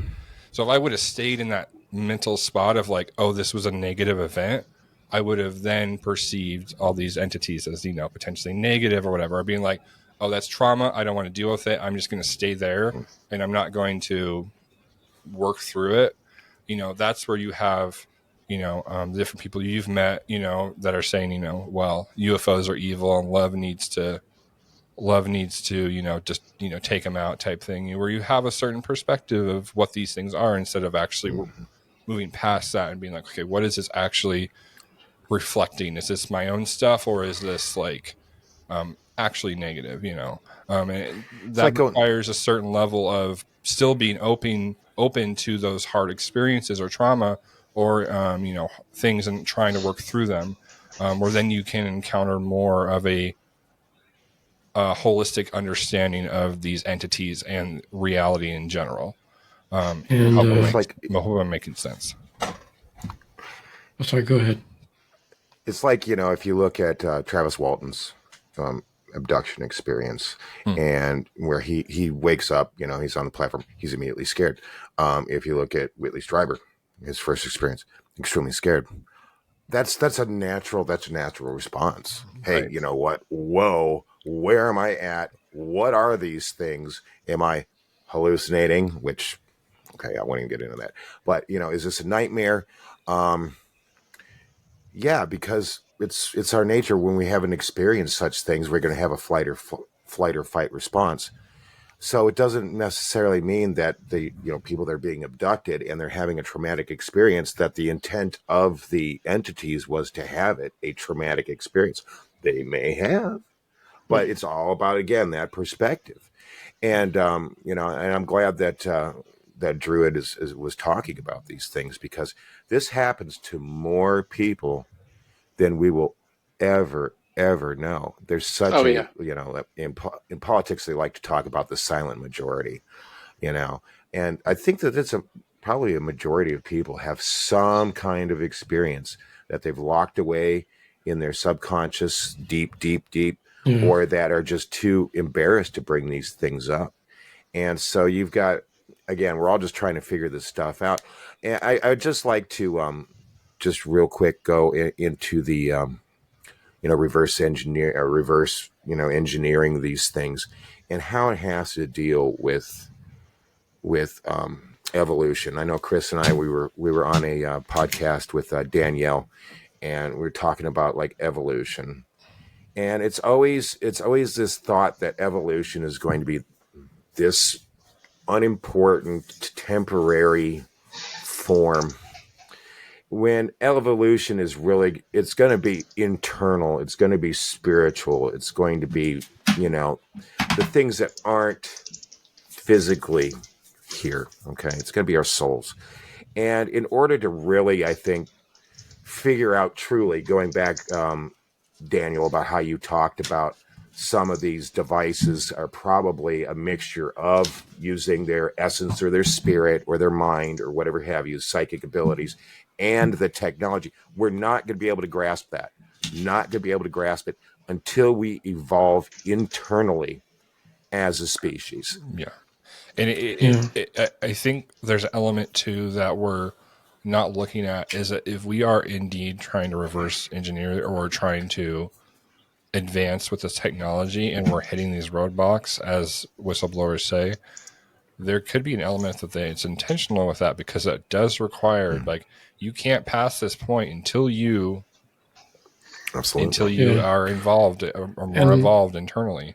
And that is their kind of innate gatekeeping in that way. And so when you have the individual experience, let's just say, fuck the government experience, what they know, what they don't know, out of the equation. What are the individual experience? And that, I mean, these entities, regardless of who or what they are, speaking of time, and there's no concept of it, have eternity to be patient with us as long as we don't destroy ourselves, to have us individually contacted to try to reach that evolution of the soul, to be able to do that. And that's why I have a hard time with people that say, well, the Zeta Articulans or whatever came down, reticulans came down to the United States government and said, hey, let's be buddies for the good of humanity. Sorry, none of them are going to come to the United States government with the good of humanity to keep this all under wraps. But I do have to say this. It would be a negative group. I could see that, a negative entity group doing that. Okay. But again, I just lost a thought, so I apologize. I think that we have to evolve spiritually and internally in order to really truly figure this stuff out. And it'll be on an individual basis until we get there. I think that first and foremost, I just wanted to say that I agree with all of you. And to touch back on the negative beings or positive beings, it's like I'm in between, not because that I think they don't exist or do exist, but also to what Chase was mentioning. And he mentioned that there's just this, and this is something that Jason Shirka with Unified TV brings up. There's something that happens when you start to look into consciousness, especially through near-death experiences, right? It's when someone has a near-death experience and they go through what's called the life review, they realize that anyone they hurt or anyone they had good times with, intentional, unintentional, that's all reflected back to them. They become that person and they realize, oh, when I hurt them, I'm hurting myself because they are me. I am a part of them and they are part of me. We are one. So when you have a civilization that is able to develop to such a degree where they understand consciousness to that degree and they understand death a lot more, that it is not what we think it is and that we don't just die and we're gone forever. They have that understanding. That's my understanding of it. So it's like when they have the understanding that we are one, and you're able to get that advanced, it doesn't make any sense to hurt another civilization or to do anything, because it's what's called universal awareness. When you have that, and Jason Shirka uses the analogy of calling it like we're a part of this universal body, or imagine a human body. When your pinky toe is hurting, you don't just chop off your pinky toe and just be like, oh, whatever, you know what I mean? Or you go to torture your pinky toe or whatever. You're going to help it because it's a part of your whole body. It's a part of you. And there's just kind of like that inner responsibility. But one of the things that keeps coming up, and this also goes to what you were saying, John, about them not fixing it for us, that is something that comes up in my research a lot, is that they can assist with certain things, but there is this free, and this goes within the spirit realm too, with near-death experiences, spirit guides coming through, regression sessions, Dolores Cannon, QHHT technique. The spirit guides are also saying this alongside the interdimensional beings, NHIs, ETs, whatever you want to call them. I honestly think that they don't care what we call them, as long as we start to look and try to understand this. But they're saying that free will is highly respected. Yes. And they can only intervene in certain circumstances. And there was a near-death experience case where a woman was talking with Source, God, whatever you want to call it, and she was brought to a lower density realm, or where they're, what most people in fear would call demons or whatever, or people crying out, hell, whatever you want to call that reality. Right. And she had asked Source, like, why does that exist? Like, why did you take me there? Why are those people stuck there? What's causing them to stay there? And Source replied, free will. Yeah. Because it's not going to be taken from you. And in every case with near-death experiences that I've ever encountered, where someone's in a hellish NDE, and the moment they ask with their own free will, help me, take me from here, it changes.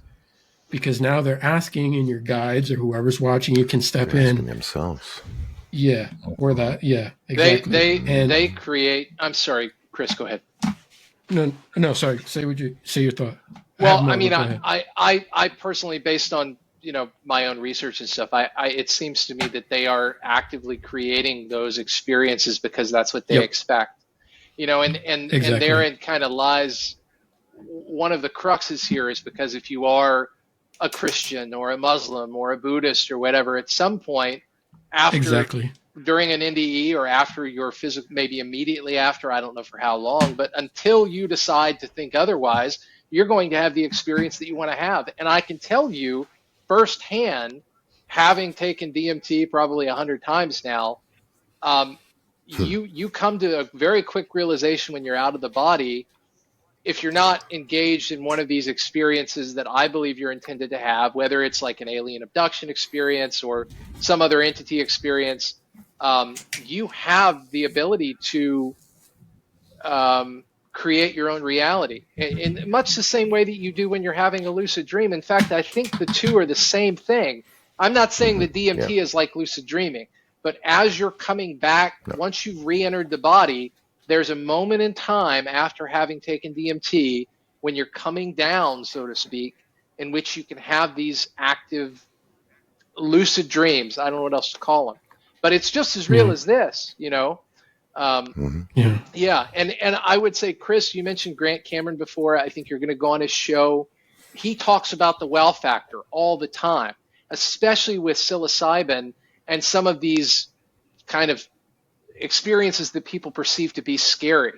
And his theory is that the scary stuff happens in maybe not all the cases, but a lot of the cases, the scary stuff happens as a means for you to pay attention. Because if you're having a bad trip with psilocybin or DMT, and there's stuff attacking you or whatever, everybody experiences something different. He mentioned that specifically. Right. Yeah. As soon as you let go, as soon as you make the decision to let go, everything changes. Everything changes. That's exactly what he said. Yeah. So, the shamans that, I made some notes here, the shamans that guide ayahuasca ceremonies will often tell the people, you're going to be given a choice. You're going to see rainbows and unicorns on one side and demons and scary stuff on the other. don't go towards the rainbows and the happy stuff, because you're not going to learn anything there. Go towards the demons, and that's where you're gonna work through your demons. So I think a Shadow lot work. of it's that too. Yeah. And Hey, Grant. Grant, you haven't met me yet, but I am also a psychonaut. So if you would ever like to, if you ever get a good vibe on me in the future, just to drop this in here, I'd love to join you on one of the experiences. Which, yeah, well, I started doing. I just want to just make a little side note, and then I apologize. When I started doing psychedelics, I did it when in my early 20s, and I used to go to the raves all the time. And it was a party experience, but yet it was very shamanistic for me. And I never had any of the experiences that I've had with Melissa by my side, as far as contact with entities and all of the high strangeness, as people like to say, until we took these things together. And like you had said, you probably had about 100. Yeah, I kind of like smirked because, I totally lost count when it comes to that. And putting the trip connotation is just so negative, and that's on purpose, and that's on purpose.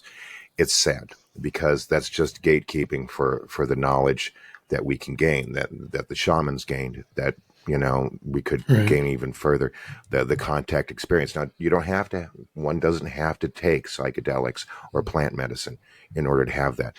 One could meditate and experience the same things, or just come to you out of the blue. It's just my choice, and that doesn't mean that I'm going to be on it forever. I'm not on it now. I don't take it every other day. I take it like display. No, that's great. That's great. It would be a total waste not to take it if one was at work or anything like that, or doing something mundane. But like Terence McKenna. Oh my God, Terence McKenna. Oh yeah. He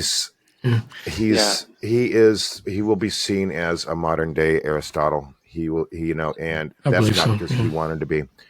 It's because of who he was. He was a beacon for the universe to give us information when it comes to such things like psychedelics and having the engagement with entities. And he wasn't a UFOologist. He wasn't concerned about the material and the physical and the mechanical. And he was so far more advanced than easily say myself as far as understanding these things. And so it is a way, but he didn't take it all the time. That's a common misnomer that Terence McKenna was off his gourd all the time in these alternate dimensions. And no, he wasn't. He took it very responsibly. And this is anybody that's listening to this thinks, you know what, John and Chase might be onto something here. I just want to say, disclaimer, do not take it willy-nilly. It is not a toy. That doesn't mean it's dangerous by itself.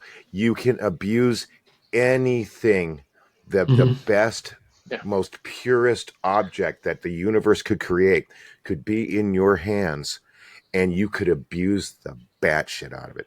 Take it with ease. If you've never done it before, and I'm sure Chase will agree with me on this, make sure that you find someone that you trust to guide you through the experience.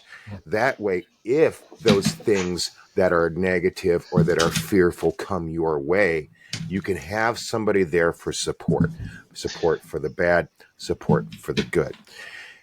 And use it not as a party. See, again, I went to raves. It was party. I still felt the spiral dance of the universe, but I was not in touch with it. I am more in touch with it now through my experiences than I was then.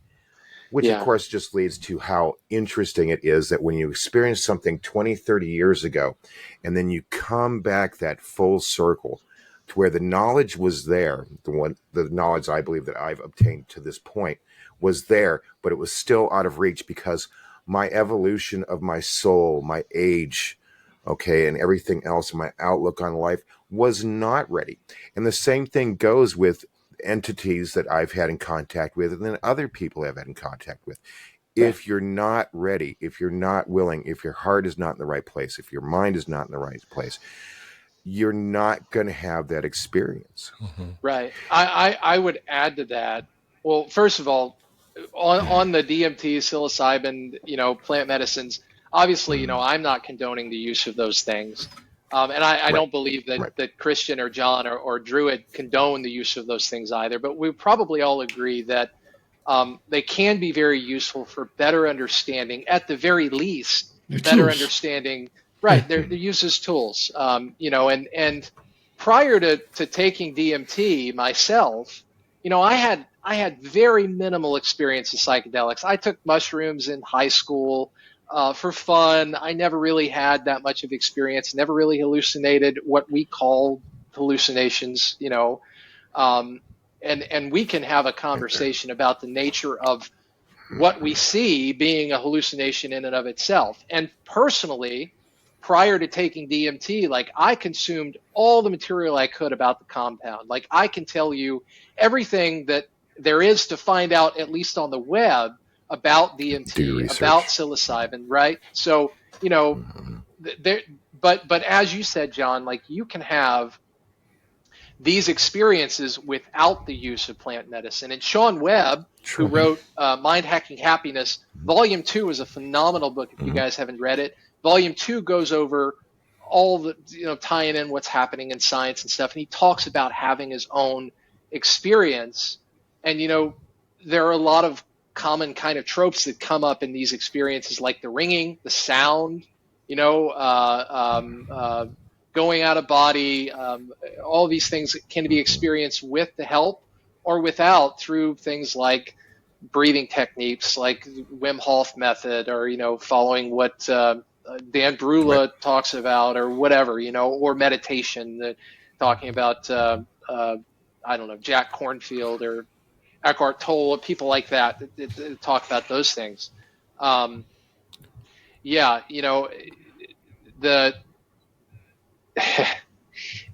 There's so much more to this. There's no one way. There's no one way. And like you said, John, there's a lot of common misconceptions. People say, well, you're just hallucinating. But they haven't taken the time to actually read about what DMT does, for instance. Like DMT completely changes the world model that's built in the brain. There's no explanation that common neuroscience has for why people would be talking to entities and going into the same places, right? It can't explain that at all. They're trying to map it out, actually. They have Right. They're trying to University of map it out. London. Yeah. Graham Hancock DMTX. Yeah.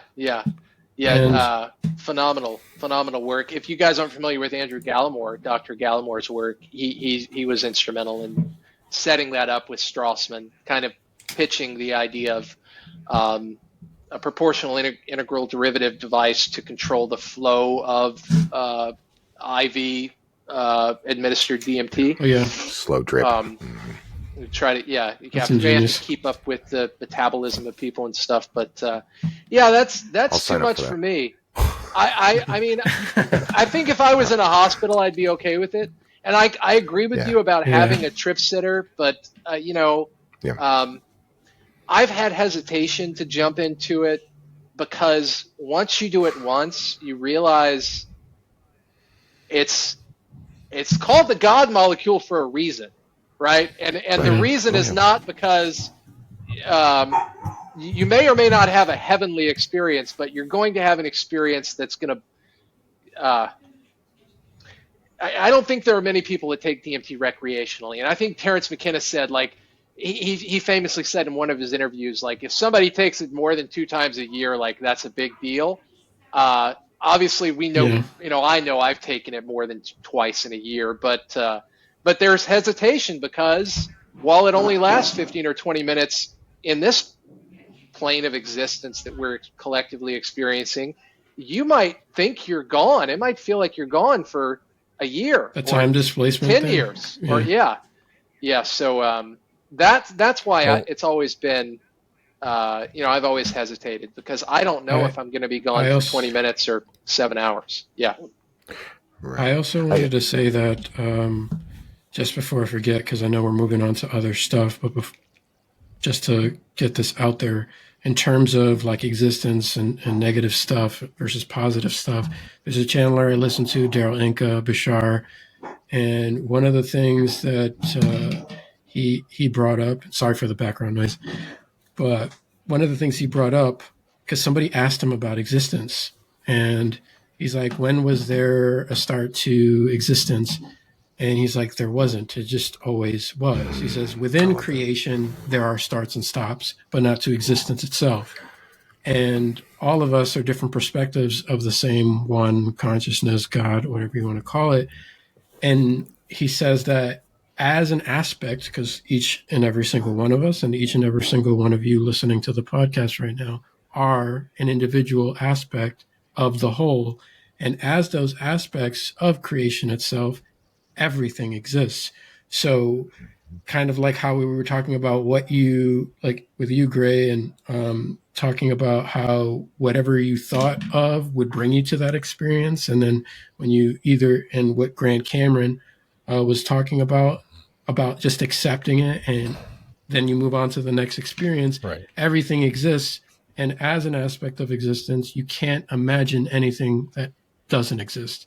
In some shape or form, even if it's unrelevant to you, everything exists because you're that powerful, and you can't imagine it. And he said, go ahead. He told them, go ahead, try it. Because if you can describe it, it exists. He says non-existence is full of itself already. And as an aspect of something that does exist, you can't imagine it. Yeah. So, and that goes also into parallel realities where someone may be perceiving negative entities that each one of us may have nothing to do with and may not even ever experience negative entities, but that doesn't mean it doesn't exist to them. Right. But I just wanted to throw that out there. And as far as one thing you also mentioned, Chase, was the craft and thinking and just being there. And one thing in my research that keeps coming up is that the craft, and this also goes to you, Gray, with them working on it, and one of the things they didn't understand is that they're alive. And Dolores Cannon talks about this, that everything is alive, and we haven't come to that understanding that everything is that aspect Animism. of consciousness. Just because we don't understand it doesn't mean that, the rock doesn't have consciousness, because it is a part of creation. Yeah. And the last thing I wanted to say was that there was an abduction case where this guy was in his living room, and this being, I can't say he was abducted because he wasn't taken into a craft, but it was a contact experience. And a being appeared, he said, somewhat in like a portal or some kind in his living room. And there was that time displacement. Hours went by, his coffee, his tea was cold after the experience. But he was talking to being about us and how, death and all that. And the being, to him, he said, it seemed kind of cold. He's like, that's not to say that the being was negative. He had a different understanding of how the universe works. And he said that the being responded to him to something he said. He's like, oh, the being said, what does it matter? You're eternal. You live forever anyway. Right. Like, he just had that level of understanding, and he was divulging that to him so that they have that concept. They already understand that, which we're just now beginning to. We're sharing stories about NDEs and everything like that. So like Ross said, doesn't matter what path you choose within your lives. Eventually, you'll rejoin the Creator. And so, if you have a negative life experience or a negative life, that's all right. You're just going to reincarnate, and you just got to go through the motions, man. Yeah, and eventually you'll reach it. Bashar has also mentioned, this is something I actually agree with too. Bashar has mentioned that mechanically what's happening in any circumstance, situation in your life, I don't care what it is, every circumstance is neutral. There is no meaning assigned to any circumstance, the death of a loved one, whatever it is. He says you are the one that assign it meaning, and whatever meaning you assign to it is the meaning you get, because all four of us can observe the same circumstance and have a completely different meaning and outlook on what it actually means for each of us. And people will say, so there's nothing evil or good or, Go ahead. Why is God doing this to me? Why is the devil have such control over my life? Well, I think you should be answering that yourself if you're asking that. But because the devil doesn't exist. Sorry, not in my perspective. It's just a scapegoat, And in the same way, God's a scapegoat. No, that's up to you, but it's your perception of, again, your reality. And It can. Well, I was just going to say it can be really difficult to talk, especially to people that. And I've talked to Druid about this a little bit, and you guys. This is just common sense. I mean, when you find yourself in a position where you're interfacing with, whether it's somebody that listens to the podcast, or just somebody that you happen to pass through your normal everyday kind of stuff, when you're talking about this kind of thing, if they're struggling with something that's especially difficult, especially if it's like, their children are dying, or their parents are dying, or their best friend suffered with cancer or whatever, like, it becomes even more difficult to try to understand if they haven't already been exposed or thought about this stuff. And that's why I no longer am on the Strange Recon podcast, because Jeff, my co-host, the main guy, like 50 episodes in, got an email from a woman asking why her young son had died at such a young age. And I'm talking about the William Bankston and how he cured cancer in mice. I brought that up. I also prefaced it with, I'm not giving anybody medical advice. I'm not an MD, but 7 triple-blind studies, entire population cured of cancer, is pretty hard to refute or argue that he wasn't on to something with that method. And and that caused this whole thing. So, I just wanted to add that, John. I'm sorry I interjected. No, that's okay. I have something to learn about myself, and that is at times I tend to sound very insensitive. And so if there's anybody that I've offended with what I've said as far as God and such like that, I do apologize. It's just, I was born Catholic, I left it when I was 19. I got into the typical Wiccan paganism things, and I just kind of went across this road. As I told Chris before, my religion is now universal consciousness. That is my religion, if it were to be one. I'm not going to divulge names, but I have a supervisor at work, and he's going through a lot of difficult times, and he's a Christian man. And I know that he's doing the best as he can in his life, like most of us are. We're just trying to understand all of this and get through life. And he went on a trip with the youth, because he's a youth pastor, to New Mexico. He helped the Navajo. He went out there and he cooked for them, and they built like a shed and stuff. Now the Navajo do know how to do this. It's not like he went down there thinking that they were unable to take care of themselves. Anybody that really knows, they know that the Navajo have gone through so much, and they're still around. They have some darkness that they need to get over, but you know what? That's because of everything that has happened to them. But I won't get onto that.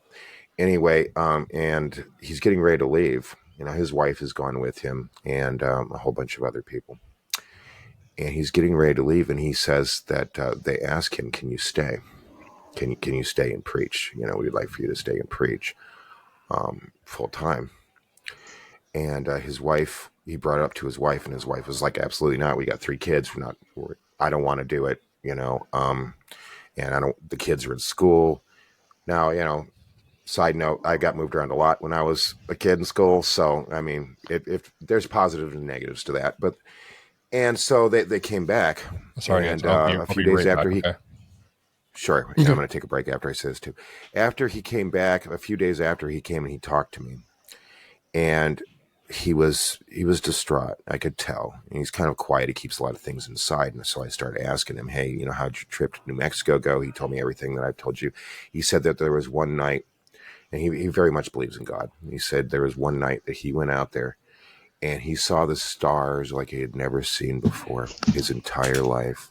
He saw part of the Milky Way. He saw part of the galaxies and galaxy and everything. And he said, "Wow, John," he goes, "I had no idea." And so I'm trying to communicate. Here's my point. I'm trying to communicate to him kind of what my thoughts are about God. And so I said to him, "That's God." Something where he can kind of try to maybe put the parts together to where it's not just like, there is no God, but it's just, that's God. Everything, all of creation, because, believe in the creation theory. All that is. Okay. And that's all it is. And he just kind of nodded like he understood. And I said, "Well, why don't you go?" "Well, my wife doesn't want to." And it's hard because I have my dreams. I've had dreams that have risen and fallen. We all have in our life. And it's always sad, regardless, to see somebody not follow their dreams. And his dream has always been to go ahead and preach to youth. And this was an opportunity. They wanted him to be there. And his wife was holding him back.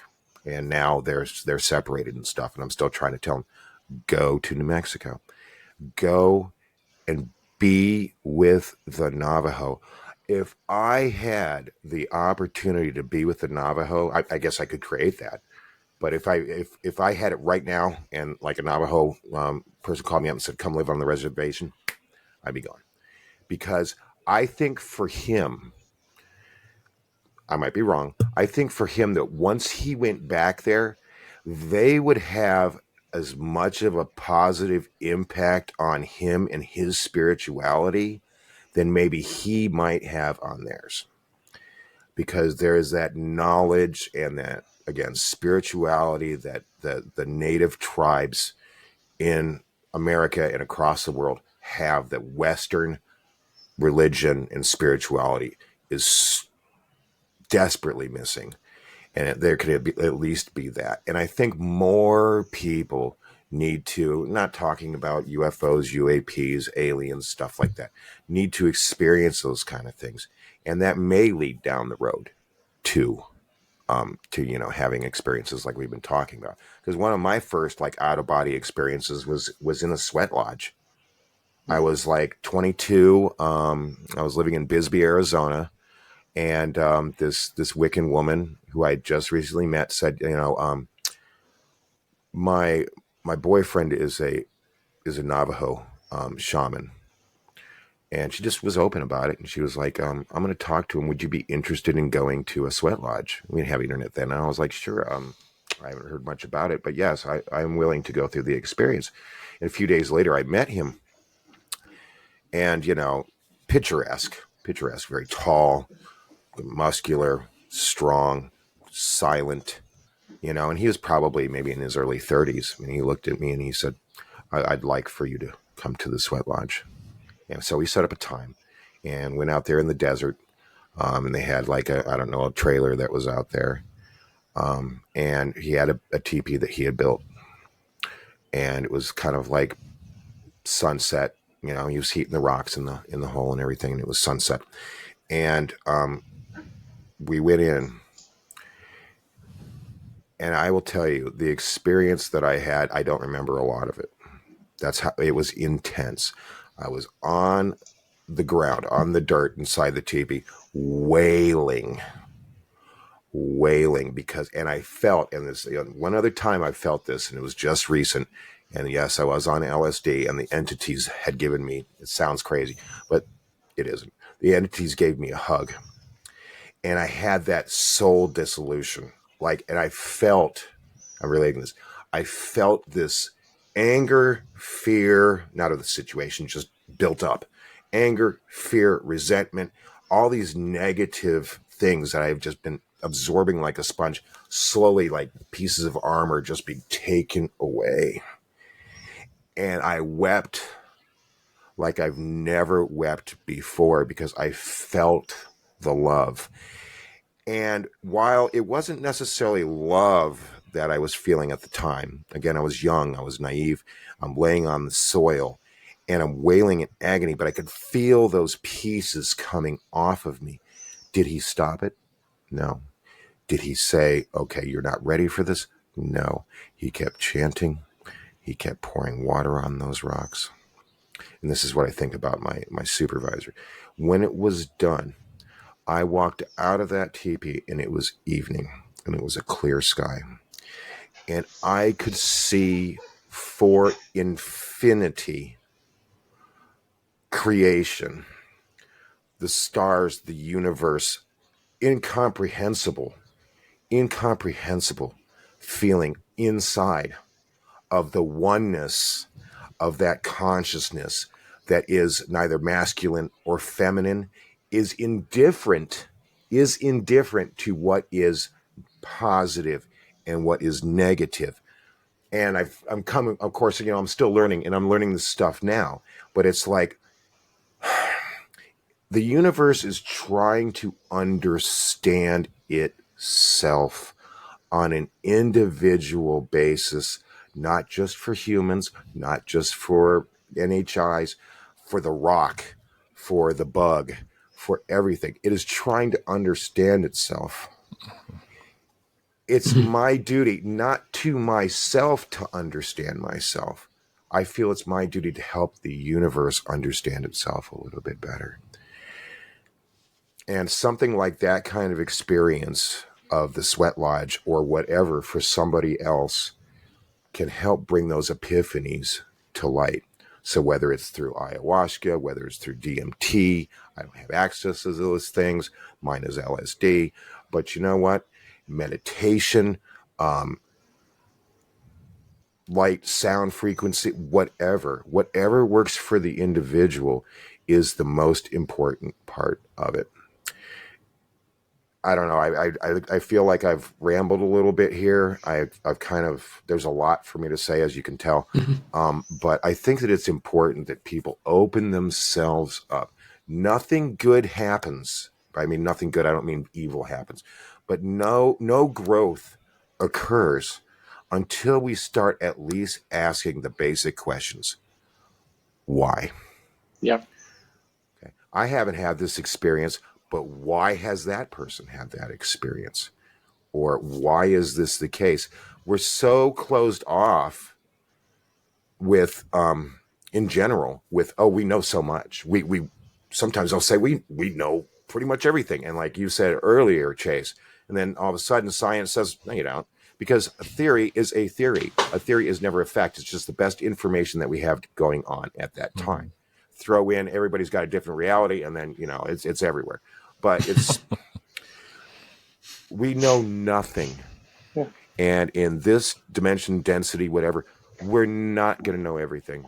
No matter how long the human race exists, we're not going to know everything. That's just the way it is. I think it's Should we infinite. stop trying? It's infinite. Should we just stop and say, well, I'm never going to know everything anyway, so why even the point? If you want to take that route, feel free. I'm not going to stop you. That's your free will. But I think it's more fun. It's How more fun is that there's no end to the discovery. Yes. And you just come to realize that you're just finding more of yourself. Well, it's part of the beauty of it. It's beautiful. That's right, Gray. It's beautiful. And as you know. And that's something I wonder too, just as it diving into this and being all of us being in some form, being an experience or abductees or other things, you know, and kind of interacting and having relationships with NHIs. What level of that are they at? Where they're still trying to understand reality in itself. Absolutely, they're on the journey. They're just a few steps ahead. You know, what does that look like for them? You know, it's going to just always keep you know, moving in that direction. And I wanted to kind of bring all this around to Chase. We had talked a little bit about some of the stuff that your contacts had mentioned about in the ocean or other things like that. I wanted to know if you'd be able to talk about some of that, and then also just kind of going off of the consciousness, under mass consciousness, and how NHIs seem to interact on this level, even with the technology that we have taken and are trying to reverse engineer. Would you be able to go into that information? And John, did you need to take a break? Yeah, I didn't want to interrupt you. I was just trying to use, I don't know sign language to say I can still hear. I'm going to go to the restroom. I'll be right back. Okay, cool. Okay. Do you want me to wait until John's back? No, I can still hear. Okay. So keep going. Oh, okay. Just go into that now. Okay. Yeah, no, I don't have any issues talking about that. I'm trying to process. So, you know, on what you and John just said, I've had, and I think I've shared this with you, Gray. I've had a couple of experiences where I found myself in front of what I've referred to as the creators or the architects. And I don't think that these are necessarily like gods but they were in a position that was, from my perspective, higher than my position, whatever that's worth. Right. And I couldn't really perceive these entities. I just knew that they were there. I did see that they were creating landscapes below where I was. It was almost as if they were in space creating a planet. If I know how ridiculous that might sound, but this was during an out-of-body experience, and my questions were essentially, what in the hell am I? That was my main question. And they basically said that you're an infinite consciousness of many, and you're a part of this experience on Earth. And the reason that we're interested in it is because when you have these so-called supernatural or paranormal or extraordinary experiences, those are moments in time that we learn the most about the nature of consciousness. We're studying consciousness, and that's the purpose for our involvement. Now, I don't know how that plays into them creating landscapes, or if they were trying to convey that they created Earth or had some role in creation of Earth. I don't know. I'm not going to speculate, but that was one experience. And so in that experience, I did kind of glean the information that there really is no negative or positive. We assign those values to these things, and there is no messing up a life. You can do anything you want. It doesn't matter. They really don't care. And we really don't care once we're out of the body. That being said, there is some mourning that happens for the loves and the relationships that you no longer have. Yeah. And the same is true for the people that remain here when we pass, right? But I like to use the video game analogy in that, like, we've played The Sims or any video game, pick your poison. Like, when you're playing the game, you're really invested in the avatar and what's happening. So if you're playing, I don't know, Call of Duty or World of Warcraft or whatever your favorite is, right? Like Elden Ring is one that I've been playing recently. So like, if I'm playing Elden Ring, then, oh yeah, like that's another podcast. We'll definitely talk. But like, while you're playing, like, you're really invested in the avatar and the armor that you have and whatever your quest is at the time, right? But when you put it away, usually you're not thinking about the avatar anymore. And if it's been years, you likely haven't thought about it very much. So it's the same for my personal experience going out of body and having that life review. It's the same kind of thing. I'm looking at Chase as a pinprick of light in an infinite space. And I can see all of the experiences that Chase has had, all the loves and the losses and everything, desires and everything is there in that pinprick of light. But I'm not the pinprick of light. I can appreciate it, but it's way, way, way out there. And I think that's what happens. And so Gray, the ocean stuff. So this is on really the Tic Tacs that have been in mainstream media, the UFO Tic Tacs, and some of the more recent sightings and what the Navy knows and what they don't know. Now, it's been told to me that some of this has been leaked on Reddit. I haven't seen that thread.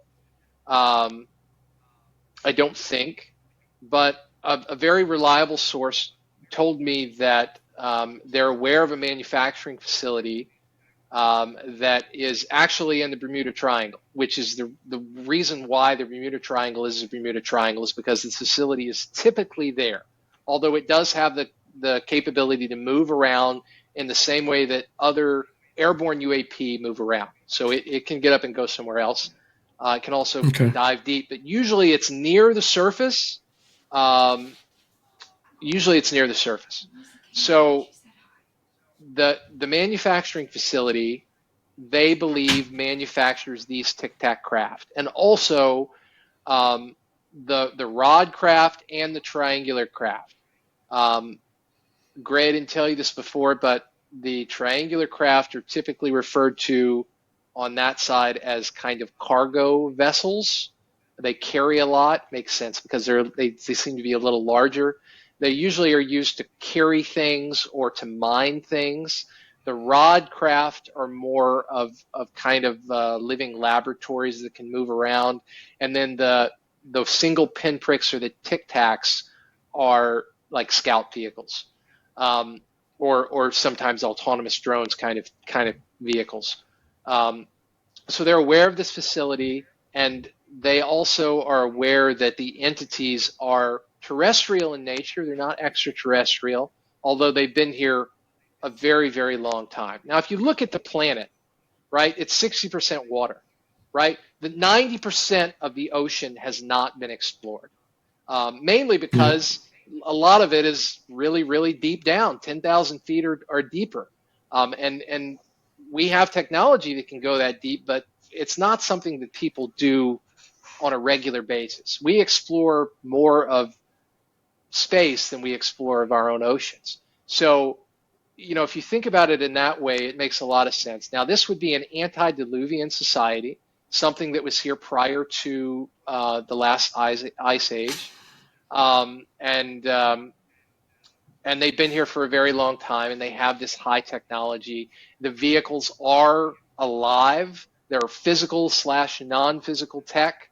And I think, Gray, one of the things that we talked about was, the military's knowledge of this manufacturing facility. They can't get too close to it unless they're told, and there's communication that they're allowed to. Otherwise, there's a warning, and then literally, if I've read reports of airplanes, guys in jets approaching this, getting a sensation like I should turn back, that being recorded over the comms, and then if they don't turn back, they literally just disappear. This is vaporized, gone. So the thought is that this is not something that we need to be near unless we're told we should go near it, and if we don't heed that warning, then we harm ourselves by going near this thing. I think this is one of the reasons why Lou and Tom and those guys talk about the negative aspect, is because maybe it can be perceived as negative. But, is it negative?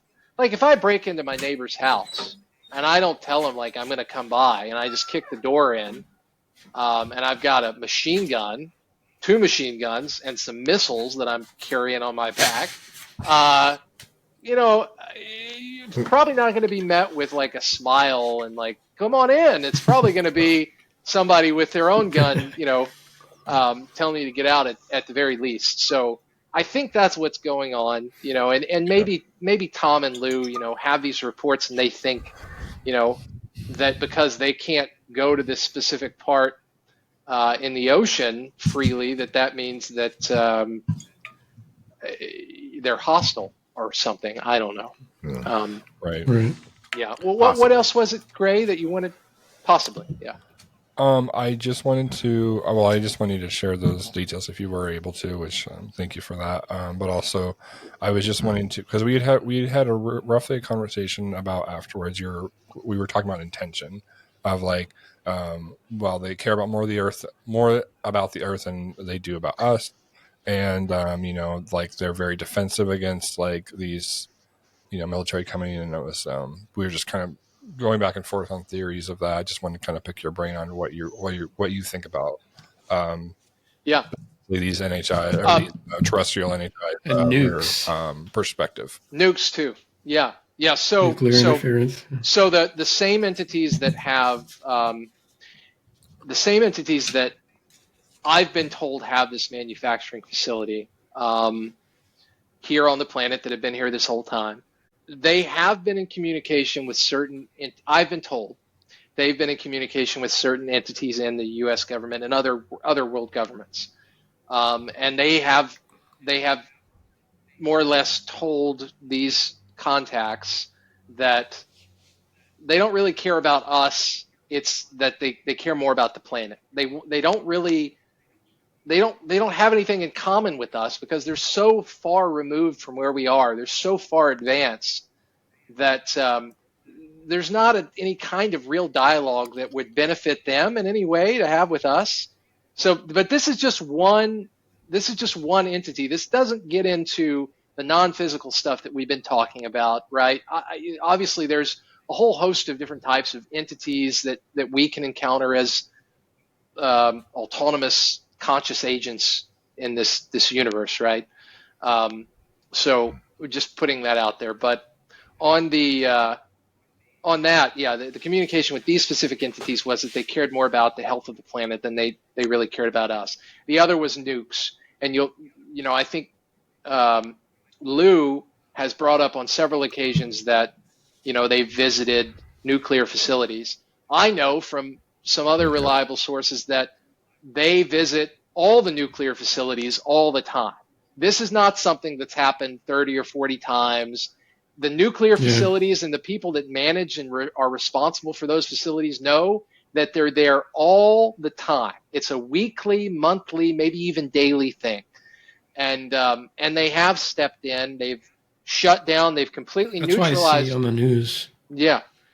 I mean, sorry. I just want to say that's why, like, when I hear them saying, "Oh, Russia's going to launch nukes and they're moving," I was like, "Yeah, I don't think that's going to happen, though." I feel like that's more media spin. I think you're right. Sorry, I want to correlate just a little piece of information I remember. I could, briefly throw in that of my own limited stuff I can talk about. But one of them was that there was worry that there would be a situation like that. And I was told to me that there were certain watchers, so to speak, that would make sure that things wouldn't get to that point. And they never went into any more specifics besides that. Yeah, no, and that's right aligned with something that I've been told too. Sorry, John, go ahead. I'm sorry to interject. I do apologize.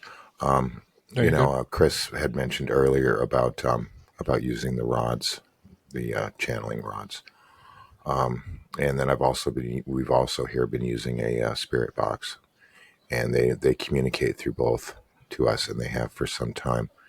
And talking is not directly nuke related, so I apologize. But we were talking to them, and I always tell them that I am them and they are me, and we are one. But aside from the fact, and I said, is it true that entities such as yourself are interested when we have war? Because you notice that when we have wars, they're always seeing from the Foo Fighters, probably way before that, probably Roman Empire wars, you name it, they were in the skies. Okay, and are you watching? Are such entities watching because it's amusement? And the answer was no.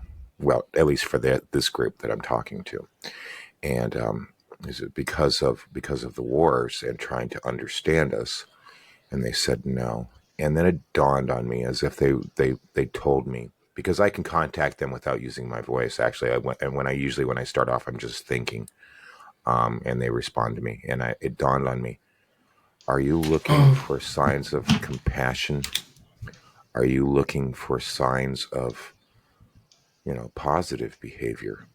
And I just started imagining, that there's maybe this child that's on the Palestinian side that sees a child that's on the Israeli side, and they feel empathy for each other, or one will go and help another during this conflict.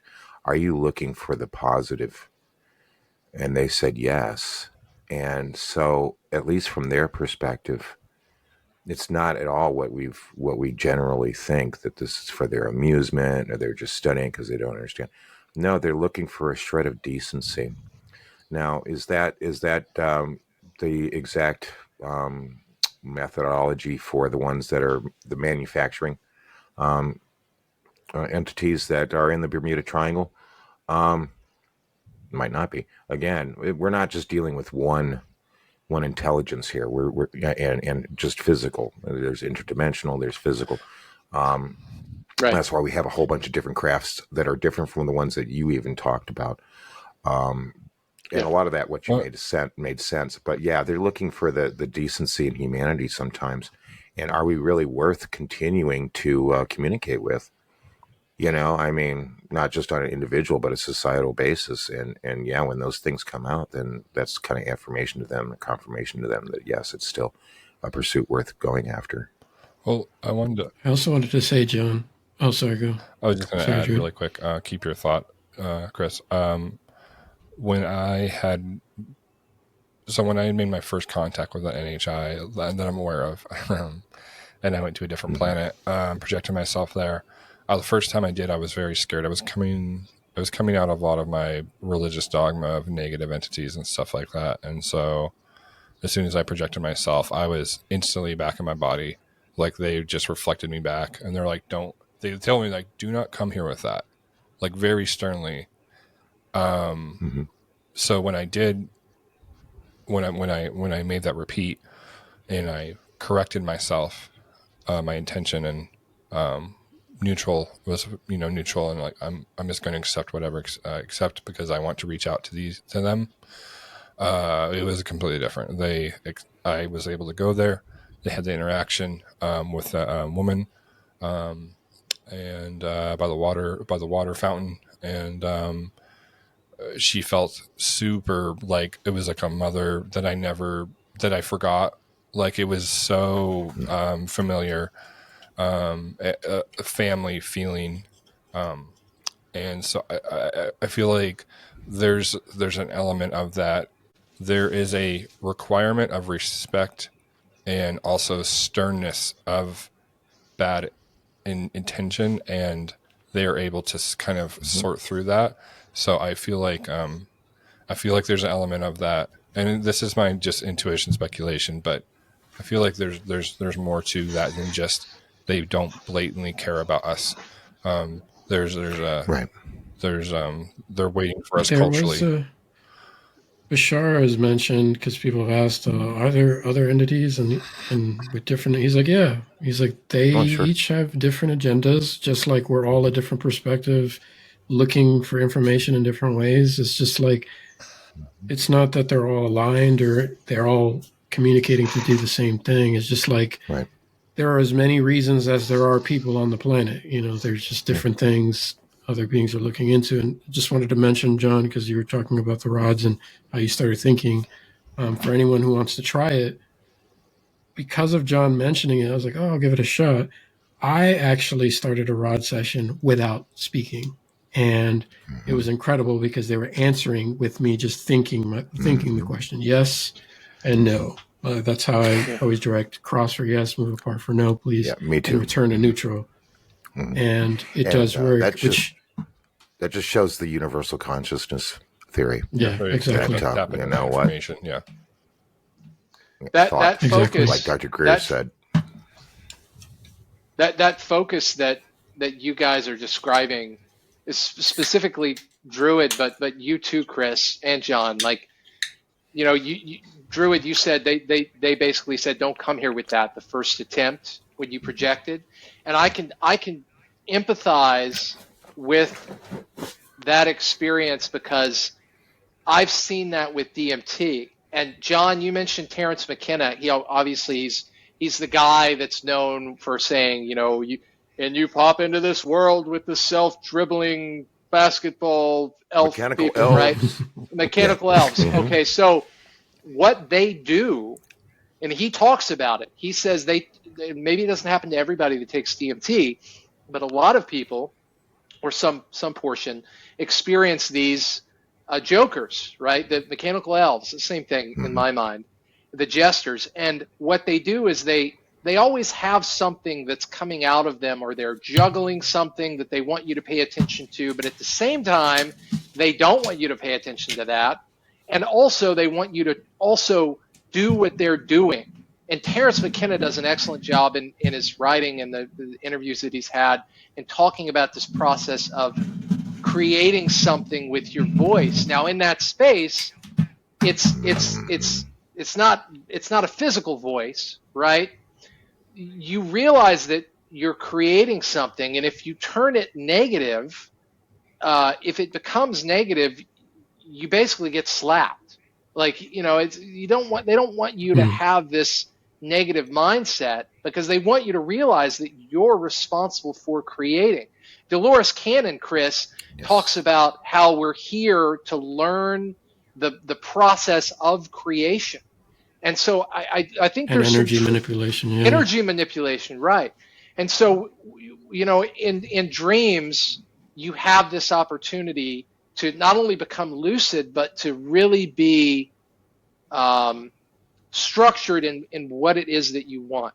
People in manifestation, I know I sound like I'm jumping around, but it's all connected. The people that talk about manifestation or manifestation coaches say what you want, and not many people do. Like, obviously, all of us want to be financially free. We all want like nice things. Maybe some of us just, I'm perfectly happy living in the woods with a cup of coffee, but I also, Same. there are luxuries that I want to have too. But like, right. Yeah. Gotta have the phone, right? All that stuff. But if you don't have a building that image, in your mind's eye, then that's an aspect to all of this. Like, you can't. I don't know. I don't think I've ever remote viewed, and I'm really curious, Druid, what that process is like for you.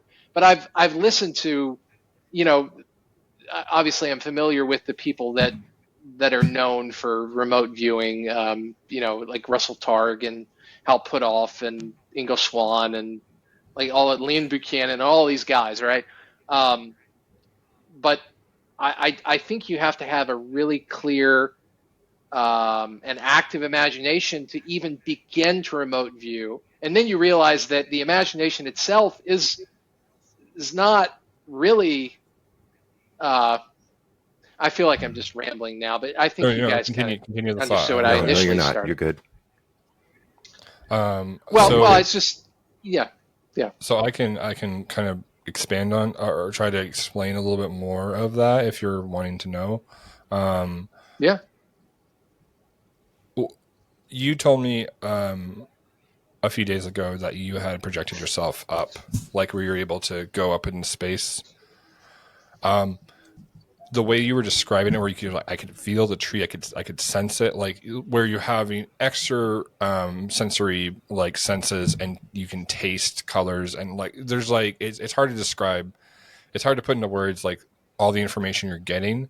That is part of the remote viewing process. So like if you are obviously giving you're given a location, or you're I need to go do this to help this person, you're projecting yourself there.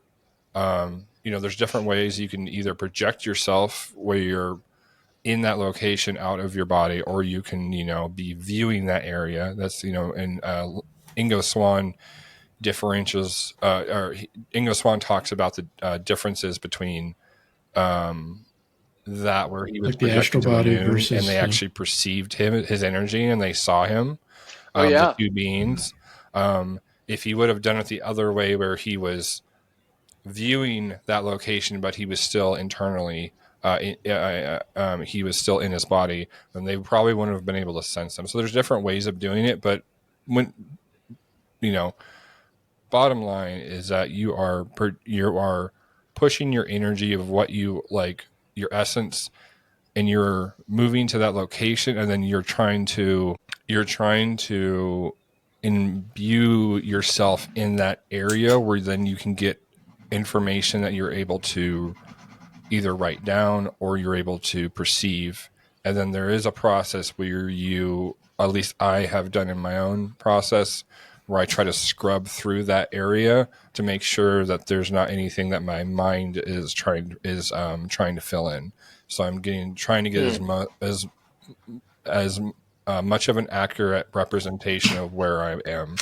And that just comes, but you can get into arguments of technique, or it's conjecture, but ultimately you're following your internal intuition. And that's where when they get Lynn Buchanan and Ingo Swann talk about like in remote influencing, it's the same process. You're putting your energy into an area or a person. And then you're able to, if they have bad intentions or there's a situation happening, then you are able to affect or manipulate the intention or the thought process of that person. It's the same process. But that's where, you get into any form of any of this, like you were talking about earlier, where you're like, I sound like I'm jumping around, but it's all tied together. The best way I can describe being able to traverse or get information from the universe, it is data, but at the same time, you're still tapping into all these other extrasensory information and connecting with other entities or people. It's so much. It's hard to put into words like what the experience is, and that's why I really don't. When you get into parapsychology, they want to classify certain things as a certain way, like, oh well, remote influence or remote viewing, while you were astral projecting, like you get into all these terminologies because we have to classify it, but it's all pretty much the same thing. It's just what you're trying to do. I didn't know I didn't know what any of this was. I was just doing what I felt like I needed to do in the moment while I was doing that. Yeah. And then I came across later the Seventh Sense, where he talks about all of his experiences in the military and being part of the Stargate program. And I was like, oh my God, this is exactly what I was doing. I just didn't know what it was called. I didn't know what to put the words to it was. But from what you've told me, it's in the same vein. It very much is. And I don't see that being something that you couldn't do. Like you've experienced being able to project yourself out. You could sense the trees, everything like that. There was one experience I had where I connected with a tree. It was during 2020, and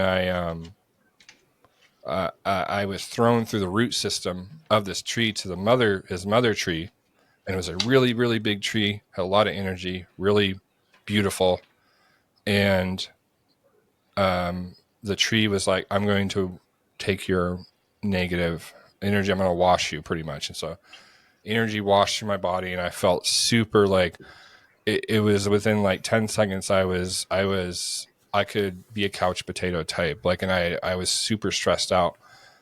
And then a friend of mine who I've been trying to connect with remotely, like doing this type of stuff, they were affected. They texted me and they were like, hey, what just happened?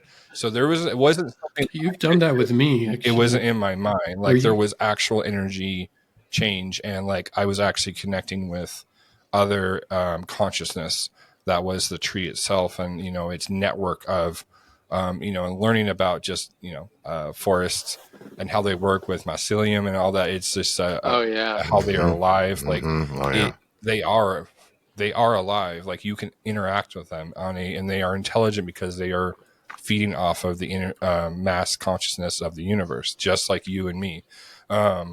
Druids, you're for real though with that when he says that, because it's like I had an experience where I woke up in the middle of the night and there was some kind of shift that Druid had perceived, and I don't know if it's related, but I don't believe in coincidence. So it's just I had a reaction in my body, and I had sleep paralysis, and I was just like groaning to the point where I woke up my girlfriend and she was like, what's going on? And he had messaged me like within the hour or so, around the same time frame, dude, are you okay? Oh yeah. And I was just like, he's like, did you feel that? And I was like, did something weird just happen? I was like, I don't know, but I had this experience and my girlfriend just, I was like, and I didn't tell him about this. So just continue. I just want to throw that in there. Daniel and I, the other day, earlier, we had coincidences. We had pretty much the same thing occurring to, our women in some way, shape, or form, and in our life. I mean, it was several days. Like, he's been kind of fueling my interest in Whitley Strieber, which I've always known about, but I've never read any of the books, and it was a long time since I had seen the movie. Well, he had made his posts on TikTok about Strieber, and I was like, you know what? It's about high time that I get this book. I don't know why I put it off for so long. Timing's everything, I guess. And so I ordered it. The day I got it, he got his copy. Same edition. Okay. I looked that up, by the way. Same edition. And then it was like the next day, his ex-wife had to go to the hospital. I'm not going to divulge any personal information. No. And that same day, Melissa had to go to the hospital. They both went to the ER at the same time, and we're texting each other back and forth. And it's just like, you know, these things, their effect, we're more connected than people realize. That to me is just proof of the interconnectivity that I think goes back way before this lifetime. I think all of us here in this room right now, in this room meaning in the podcast recording, we have connections for a reason. There isn't one person that we haven't met in our life where there's not a connection.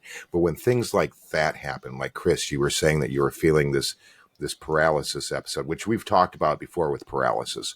That's another podcast that Chris has on his Transcendent Vibe.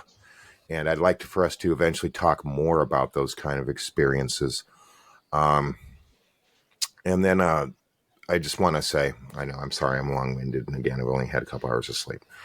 You're good, I had that. Thank you. I had that experience. I'm not trying to say, oh, me too. If you don't have a feeling that it's not kind of what the other gentlemen here have gone through, and I asked your opinion about it. My quote unquote dream that I had just recently, it was time for me to go to bed, and I just started thought communicating with the entities that we're in contact with. And they've been talking to me for quite a while. And of course, I've asked them, am I ever going to see you? And I won't get into that. I have seen them. Melissa has seen them more than I have, like visually seeing the representation in this house. And I said, I want, with purity of thought, I want to see you in my dreams. Okay. But I don't want to forget it. Because how many things do we miss when we're in that dream state? We wake up and we're like, wow, I just feel like there was something prophetic, but I can't remember a darn thing. Or it was a cool dream. I remember that, but I don't remember anything about it. And I can fall asleep within the first 5 minutes when I put my head down when I'm tired. And Me too. I was out, I think, yes, it's great. And I was sometimes I don't. Sometimes if I have a lot on my mind, it's more difficult. But I swear I was asleep before my head hit the pillow. And I'm sorry, Drew, if you don't mind, I want to go ahead and just get into this by detail. I appreciate it. But I want your thoughts about it with everybody here present. I closed my eyes, and the first thing I remember is these spectrums of lights flashing. Okay. Kind of like visual hallucinatory, but it was spectrum. It was balls of light flashing. And then I'm going through a forest. If you've ever seen like Evil Dead, where the cameras are, the scenery changes. The scenery changes. I like to throw humor in. The scenery changes, and they're like, it's like I'm seeing mountains or large rock formations that are kind of like the Window Rock, I think, in Utah, that kind of like where the wind has blown through, and you have big rocks on top of small things. Anyway, and the next thing you know, I feel, now I don't know if this is because the blanket is on me or not, but I feel like there's this membrane, like a placenta, if you will, that I'm trying to break through. Okay. Very kind of ethereal. There's really no substance to it. And I start freaking out. Deja vu. And I think, why am I afraid? This is what I requested. It's okay. So I start kind of slowly like breaking out of it. And then I'm like, I'm aware that Melissa's with me. And I said, Melissa, can you help me out? So she does.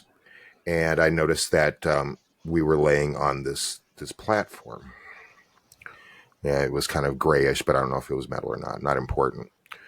And so we're getting up, and the room is circular, and this is common.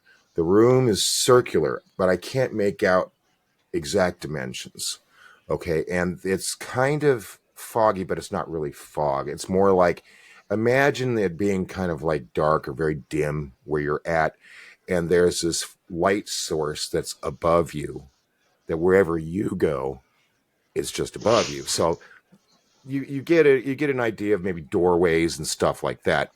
And we start walking, and we see this obelisk, or I see this obelisk that's about maybe 8-9 feet tall, with another like rock or stone that's square that's kind of on top of it.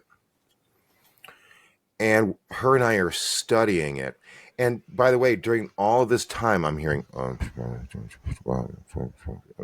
like this, like something is talking. It's not my voice. It's not her voice. It's not threatening. Okay. I'm not afraid of it. It's almost like I feel like the entities are trying to talk to me in their own language. I had that thought like right away as I'm dreaming. So we're up at this monolith, if you will. And then I notice on the right-hand side of where we're standing that there's this, it seems like a hologram. It's like a window. And I see these buildings that are in the hologram that kind of would look like skyscrapers, but they seem to be made out of stone. Okay, so pure stone. A lot of people will say, well, if you know they're advanced species, of course they're going to have buildings like we do. Now, if they're Earth conscious, or they're conscious about their plane or their planet, they're going to be, they're not going to be poisoning it with, metal structures and all that stuff. And we're looking at it, and she says something like, are those buildings? And I said, well, I was just about to ask you that. And then to the right of us, I see these stairs, and they're leading up. And I'm still hearing the voice the entire time. And it's crazy. But as soon as we started walking towards the stairs, something touched my ankle, and it snapped me out of it. And more than likely, it was our dog Brody, whose lays in between us down at the foot. And I was just kind of like, oh gosh darn it, because I felt like I was really having a true experience. Melissa woke up as soon as I did, and I said, were you dreaming? And she said yes. And I said, do you remember any of it? She said no. Oh. But when I described, which of course it sucks, but when I was describing these things to her, she could visualize it. A lot of times when you have a dream, you're trying to describe something to somebody. It wouldn't matter if you drew a picture; they still wouldn't be able to grasp it. And we're connected very, very well. But she understood exactly what I was talking about. And these entities, just a side note, I'm not going to get into a lot of detail because we have a lot of notes written down. For some reason, one time we tried to record the spirit box and me using the rods at the same time, but we didn't have proper equipment like we do now. Excuse me. And we haven't recorded since, because every time I do it, I'm like, no, let's not record it. And she just makes notes of what my questions are and what their responses are. And I've got to do that at some point in time. But they had mentioned to us that I had asked how they reach contact because they visit us in the house. And I know this all sounds very woo, and for that I apologize. But once you experience something, and you experience it with somebody next to you that is experiencing the same thing, it is not a mass hallucination effect. Are we on LSD? Yes. Doesn't matter. Okay. Yeah. Does not matter. I'll add, I've had DMT experiences where after the fact, after it's been completely metabolized and I'm back to normal, I've walked out of my bedroom, this is at a prior home, saw an entity pop out from a corner, with there was nothing there, there was a coffee maker there, popped out, and my cat looked at it, looked at me, looked back at it, it went back into the wall, and my cat was like, eh. I've also had experiences where I've seen people that I've never met, describe them to people that knew these other people to a T. So, just to support what you're saying, John, if you haven't had these experiences, it's easy to kind of go, hallucination, Dismiss or you're a whack nut or whack job or whatever, but this is very real. It's very real. Yeah. It's very real. And what I asked him one time, I said, through the spirit box and through the rods, I said, how do you visit us? And they said the ethereal. And now we're starting to research more of the ethereal and starting to get into the interdimensionality of things. And we're not talking about just, what comes up in New Age information. We're starting to really get into the old religious stuff, like, Hinduism and stuff like that. And those descriptions of interdimensionality.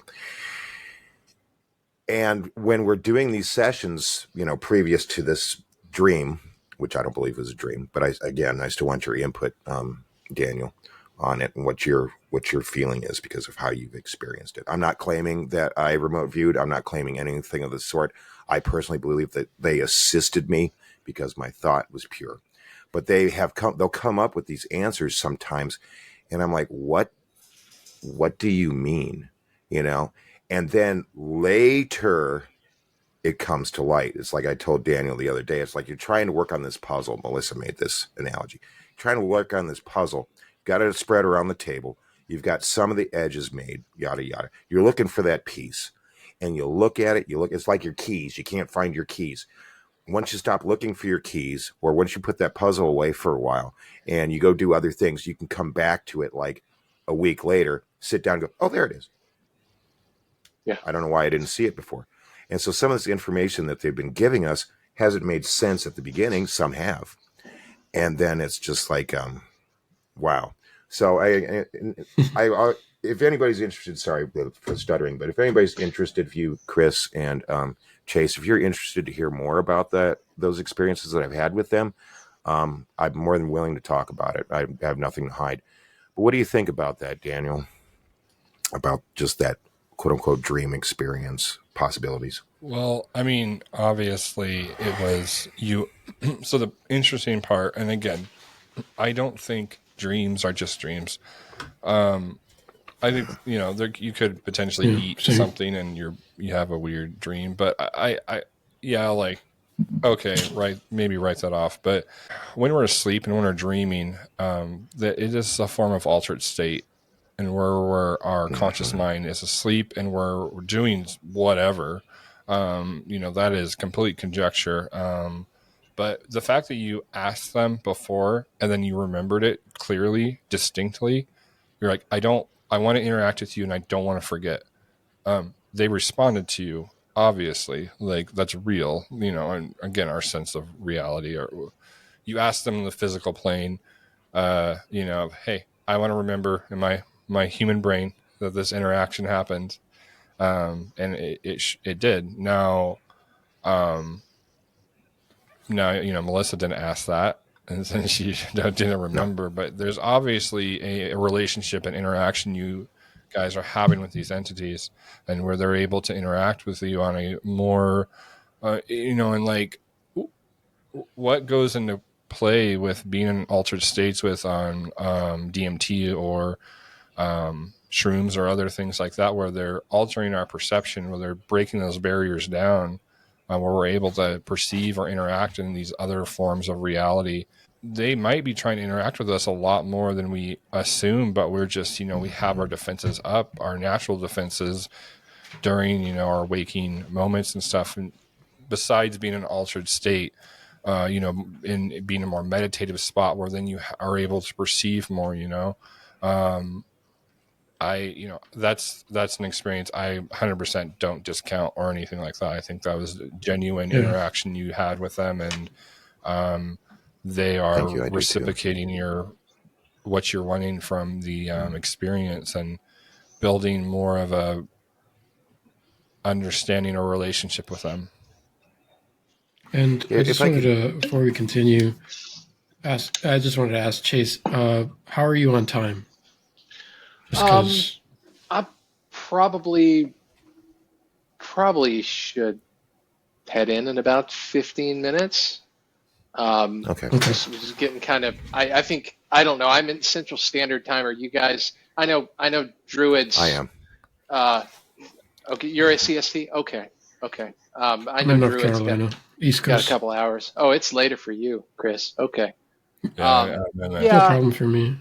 Okay. But It's I mean, just I'd love to do Time this is an again if you illusion. guys will have me. Oh, That's oh Yeah. true. yeah, absolutely. Yeah. No, And no, we're done with you. us. I'm just kidding. I I joke. I just also. go ahead, Chris. I'm sorry. Oh no, I just wanted to say that, yeah, especially in relation to your dream and everything, and sometimes I don't even like calling them dreams because Right. I think it's just an altered state of consciousness. That's just like such a science. It almost seems like a scientific term to kind of break it down. But I've had what's called, prophetic dreams, right? Mm. And I think we all have these abilities. And for people watching who've never experienced this, sometimes people would like to say, "Oh, they think they're special," blah blah blah. Everyone has the Yeah. capability to do this, and like I said, once you like look into it or practice or meditate or use a permission slip, as Bashar calls them, or a tool, DMT, psilocybin, you open up that door, and it's just like once you open it, you can't close it. Um, and in my prophetic dreams, those things were about things I wasn't even thinking about. And how is it possible with that accuracy for them to come true in my own life? And that's an individual thing. I can't prove it to anybody other than the people that were involved, but it did happen. And I like to say, like Mr. Grant Cameron likes to say, was that everyone's at their own level of awareness. And he used a really good analogy, which I'm going to use here. He said it's like the whole ocean, we're all in the ocean and we're all at different depths. And when we try to break things down into, because like Drew was saying, we like to categorize everything. When we like to break things down into what level, what density, what this, what that, he's like, it's all ocean. It's like trying to talk to another fish saying, what level are you at? And the fish is just like, what are you talking about? It's the ocean. It's just all water. But he likened it to kind of like this. So like Earth and where we're at is like the darkest, like very, very dense depths.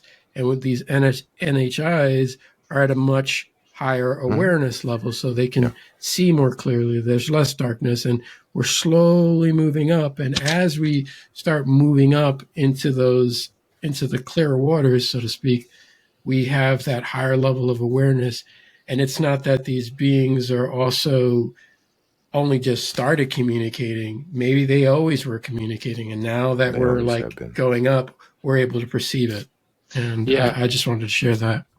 I want to touch on what Chris said real fast. Oh no, go ahead, John. When I'm talking about these things, I do not think that I'm special. I do not think that I have all the answers. I do not think that I am blessed by the gods. I don't think any of that sort. I'm just a regular guy trying to figure this stuff out like everybody else. Exactly. Same. But my experiences are, and I bet you a lot of people from Travis Walton to Whitley Strieber, who's gone ahead and researched that he had a lot of things happen in his early childhood, that people that may have had these experiences that think that, wow, that was pretty much just out of the blue, are hiding, or they have hidden those experiences from their consciousness. Okay. These just don't happen out of the blue. You can have try to heighten your awareness about such things and bring these entities to you. Sure, of course. But it's not like, I think a lot of people just believe that it's just like, oh, I'm just, I'm going to the store. Holy cow, what's that? It's probably not as much as people really think. That's very movie. I think that it's historical. And I do believe, like you said, Chris, that they've been contacting us for a very, very long time. And some have listened, but most have not. It's a I tangled think web. that. Oh, I'm sorry, Chris. Go ahead. No, I was actually going to say you were saying. I wanted to respond to two things. One was that the new age kind of stuff. Everybody uses these terms, the term density or dimension or whatever. But I understand that illustration you held up, I think was really good. And having been out of body, specifically with the use of DMT, but I mean it's the same the experience that I had fits the same descriptions of people that have been out of body that haven't used DMT. So I recall on multiple occasions coming back into the body, feeling the density, the wetness, the heaviness, actually perceiving visually the different layers and getting denser and denser. At least that's one way of trying to describe it. So I when you held that illustration up, I thought, oh, that's perfect. Like that's really good because it fits my description or my experience anyway, really really well. And when you're up in the higher levels, you do have more access to kind of, I think the analogy of being up high in a plane and seeing the earth and the valleys and the mountains and the houses and everything versus being down in the weeds and only being able to see a neighborhood or your next door neighbor's house is kind of a good analogy for that. Because when you're up there, you can perceive things that you don't perceive down here, or you usually don't perceive down here. And then what you were saying, Druid and John, earlier about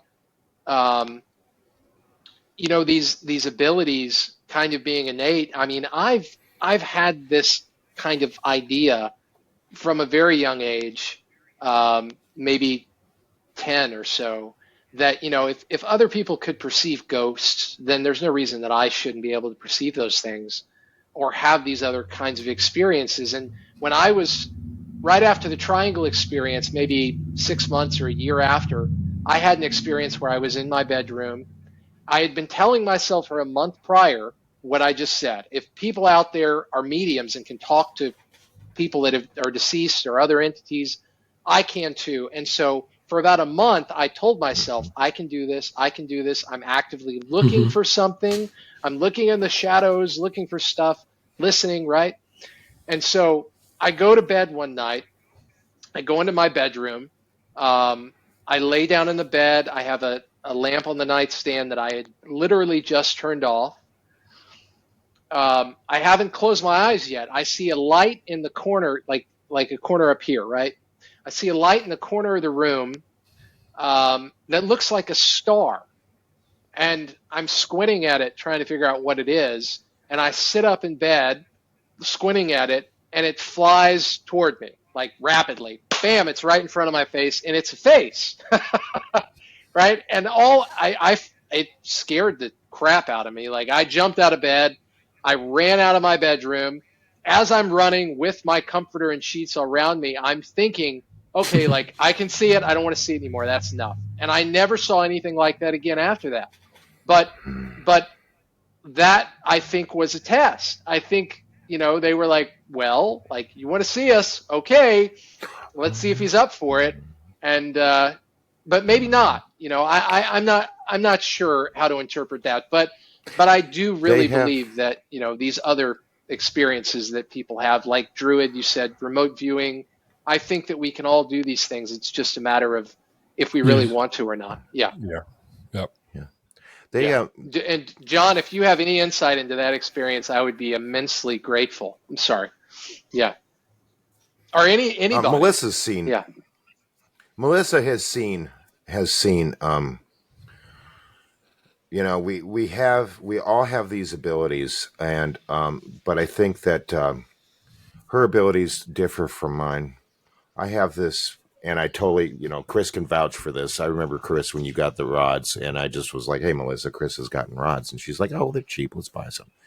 And like I had already told Chris before, as far as channeling goes, I used to think that I'll send you the video after this, too, so you can see mine. Good. Yeah. I thank you. I used to think channeling was bullshit. 100%. Yeah, me too. I mean, and I believed in Bigfoot, Loch Ness Monster, aliens, and all that stuff since birth. And I was always like, you know what? Channeling's bullshit. Okay. And then I got into the raw material and I was like, you know what? Wow. And so when I got into the raw material and that started changing my mind frame, I was like, well, this sounds legit. And, I'm still studying it. It's not one of those things where you're like, hey, I learned everything, and you put it away. So I got these rods. And I was like, okay. And they sat in our foyer for a while. That's where we have our little, set up for our, what do you call, altar and stuff like that. I got my crystals in there and such. So one day I just picked it up. I was like, all right, and they got steady. And Chris had telling me he was doing the yes and no's, and I was like, all right, I'm going to do that same thing. Yes, no, okay. And I was just like, didn't speak or anything. I just thought, are you there? And it goes, yes. Okay, maybe that was my imagination. Maybe I moved them. You know, you go through all the whole laundry list of why did it do that, and just like over time, I was like, this is kind of funny. Like I know I've told Daniel the same thing. Yeah, I don't know if I'd really classify myself as a channeler. I'm not going to go, I'm a channeler. It's not important, but I'm going, you know what? Maybe what I've been discounting my entire life up to this point is one of my talents. Her talent is she can see the fabric. Okay. She can see the fabric of creation, the universe, whatever have you. So she's seen these shadow beings, which are, as the entities have told us and we've surmised, are between fourth and fifth density, going with densities, Chris. But they are communicating through us interdimensionally. So we can see their shadow through the dimension, but we can't see their actual form. Okay. That But kind of she goes has with what seen Gresh is saying.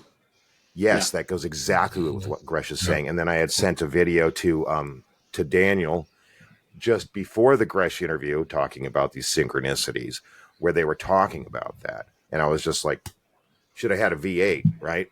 So she can see them, I can't. So it's like I'm the voice, she's the sight. I've seen it once to my left when I went outside, and the rods actually directed me to the door to go outside. But she's got that talent. I have mine, but she sees through the fabric. So she saw an actual face come out just a little bit. She described that what she saw was it looked like a underwater, like jellyfish. She was reminded about those jellyfish that are deep in the ocean that have the luminous lights that go through them, because she said she saw this luminous lights going around features of its face. And I looked there and I didn't see it, but I believe her because she's seen other things that have actually occurred.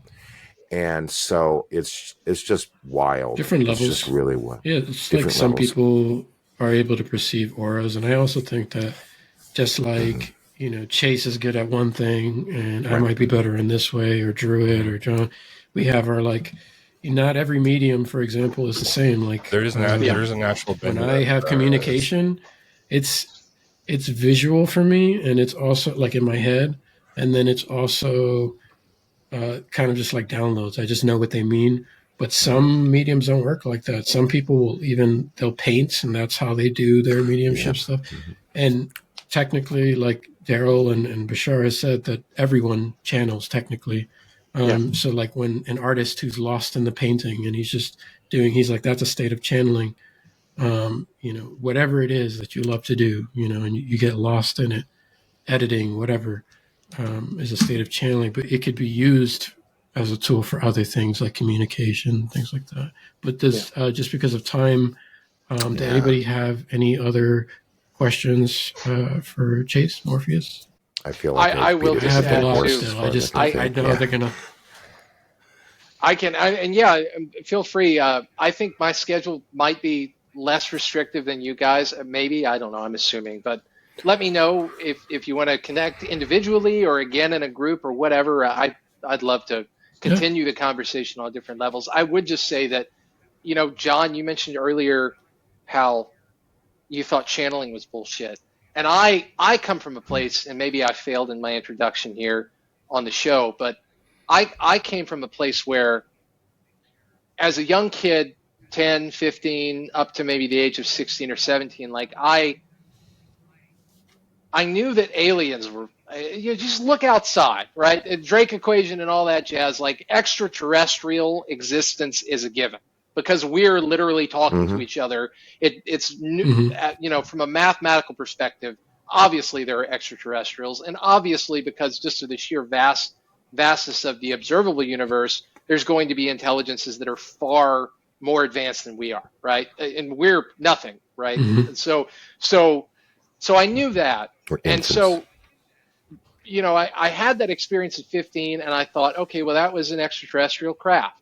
And then I had this ghost encounter with the face, and I thought, I don't know. I kind of just didn't think about that, as bizarre as that might sound to some.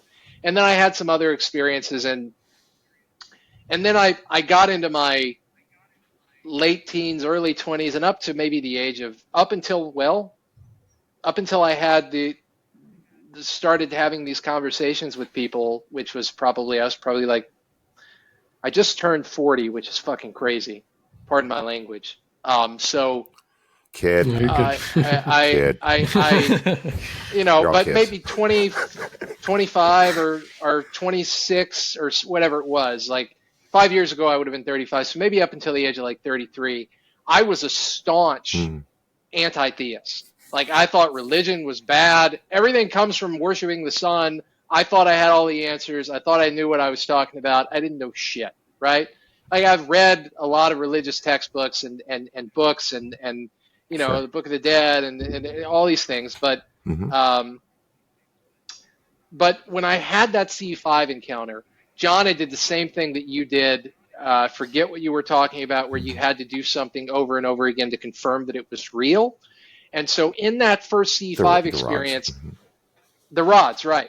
In the first C5 experience, I was compelled to go outside. Some other things happened prior to this. I'm compelled to go outside. I do this, my own version of the C5, and then that lasts maybe 30 seconds, and then there's a light in the sky. And then I think to myself, okay, well, I know that wasn't a bird or a plane or a drone or anything, but maybe it was a coincidence. I want to do it again. And I did it again, and it happened again. And I did it again. Right. Yeah, right. Yeah, Batman or Super Spider-Man, whatever. Yeah, then I did it again and again and again. And then my wife at the time came outside and asked me, and I did it for her, and two of these things showed up and spun around each other and shot off in opposite directions. And so I knew, okay, in this moment in time, I've ruled out coincidence. This is obviously something that seems supernatural. Obviously now, like, I don't think of coincidence the same way. I'm with you guys on that. And I think, anyway, it's a journey, yeah, I just wanted to add that, it's a journey. We're constantly learning more and more. And this has been really fun, guys. Yeah. Really appreciate that. It has been having me on. It's good to finally meet you. Jumping on with us. Oh yeah. I apologize, but my work well. schedule is one of those things to where it's like the only thing that they have time for me or want me to think of is work. So it's been a real struggle. I've been doing like 6 days a week for like, I don't even know now, like 8 months, and it's just that I refuse to let them crush my soul. But time to have leisure and to connect. I get it. Hell, to even make a post on TikTok is just nigh impossible. So I really appreciate finally meeting you. I do look forward to talking more. Well, that's all for today, guys. Thanks for watching. And until then, I'll catch you guys on the other side.